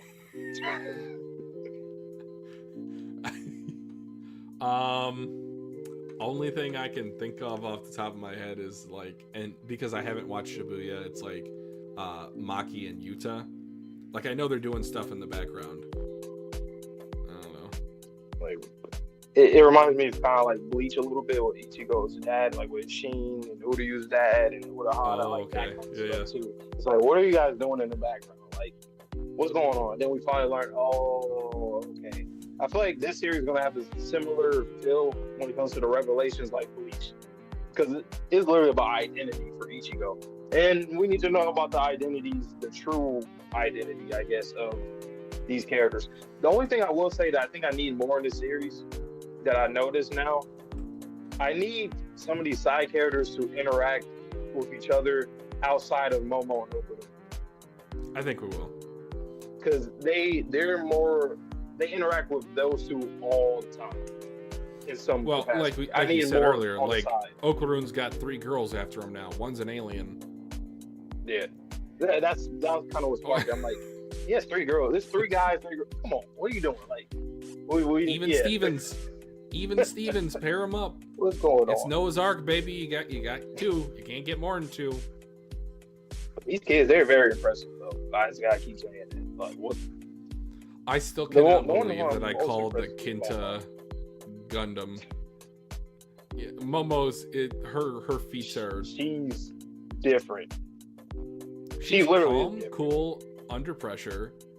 She has a lot of these leader mentalities. Like, I know Ira's always like yapping at her, I'm the leader.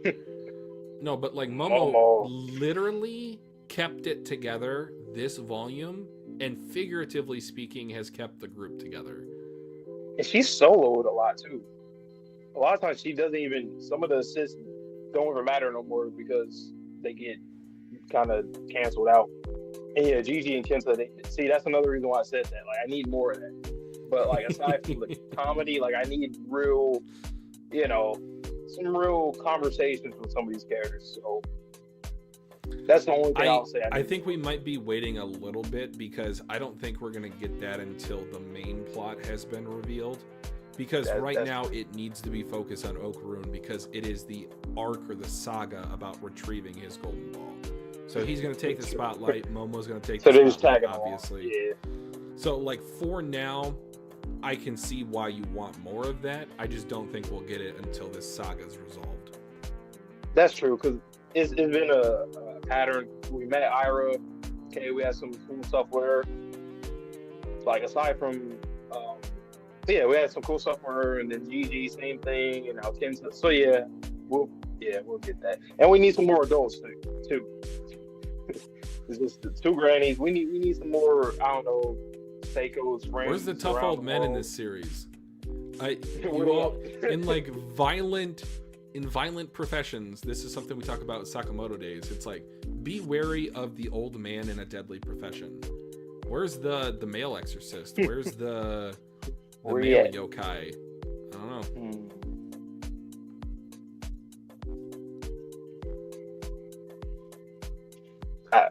I just can't get enough of this series. But pacing, we're going through it really well. It's going to all pay off. I got spoiled on Chainsaw Man recently, by the way. Today. All I know is SA is just continuous. Yeah. I like, get, bruh. Yeah, that's, for some reason, that's the thing that gets spoiled on part 2. I really hope that by the time we finally read it, that there is a breaking of the pattern. Because I saw someone tweet literally this morning that was like 180 chapters, 200 chapters, and Denji's still getting this. I'm like, can you give the guy a break? It gets old. After a while, like, the guy's been through enough. I love the part 2 for New Beginnings or something. That's what I'm assuming. I guess not. He's pulling his Oda impersonation. I'm going to make a reference to his pain in the first part. We're going to see what Fujimoto cooking with too, guys. You guys know we're going to get into Chainsaw Man as well. So, Dandadan to Chainsaw Man 2025. We're here for them. It's going to be fun. I hope. Hope it's fun. Hope it's not just pain or... but... I'm thinking... Timeline wise, we can probably get both of these series done by July at the latest. About 3 months to catch up. I was thinking like August, but either. Okay. Yeah. The reason why I say that, as you guys surely have noticed but might not have recognized, our profile picture for Mugen Eclipse is based off of Berserk, and that has been a thread in our Discord since we started it. It will be a series we eventually get into. Now, could it be July? It could. We have a lot of shows that are returning in the summer, Dandadan included, Squid Game included, Sakamoto Days included. Again, we'll have lots of content. Manga-wise, I would love to do Berserk, but I feel like that is a commitment that it's going to take a while. There's like 40 volumes. It would be like essentially Undead Unluck and Dandadan for one series in terms of the catch-up length. And we're going to be starting from the beginning, so it's not even like we get to start at volume 8 or whatever. We'd have to start at volume 1. So that might be like a great build-up too. A 6 month process. We might not even be able to finish it by the end of the year if we started this year in July. So you guys know the drill, man. Come through if you're new on the channel. Hey, like the stream and subscribe. Because we're gunning for that 1K. We're gonna get it this year. We're on pace. You know, they always say some team is on pace and breaking this record. We're on pace to get 1K. Okay, we're on pace. We've had a few L's, but you know we can still get the regular season victory. Again, shout out to IQ. I'm so excited for that. That's starting to pick up a little bit, both like the show and our interactions on it. And I just know there's some more great stuff upcoming. We're on season 4. Or season 4, season 2, episode 4. But yeah, just great stream tonight. Thank you to Chaco Show 3. Sherm, as always, you're the GOAT. Thank you so much for being the unofficial third member, founding party, I should say, of Mugen Eclipse. But yeah, anything else you want to say before we get out here? Nope. Just you guys, once again, like the stream. Check out some of our, if you are new and you want to check out some of the prior volume reactions that we did, go check them out. Some of them were amazing. Of course, Cursed House arc, you guys already know, and the aftermath of that. So go check those out. And stay tuned for a lot more content this year. We got Invincible. We reacted to the first 2 episodes so far. We still got to do 3, and then 4 will be out on Thursday. And you'll be seeing these episodes within the next week. This week, going into the next week. So yeah, that's pretty much all I got on mine. All right, just make sure you guys, as one last quick final point, pay attention to our community tab. We will give you updates as soon as we have them available to provide. But with that being said, as Vante likes to say, stay safe, stay healthy, stay clean. See you in the next video or stream, and peace.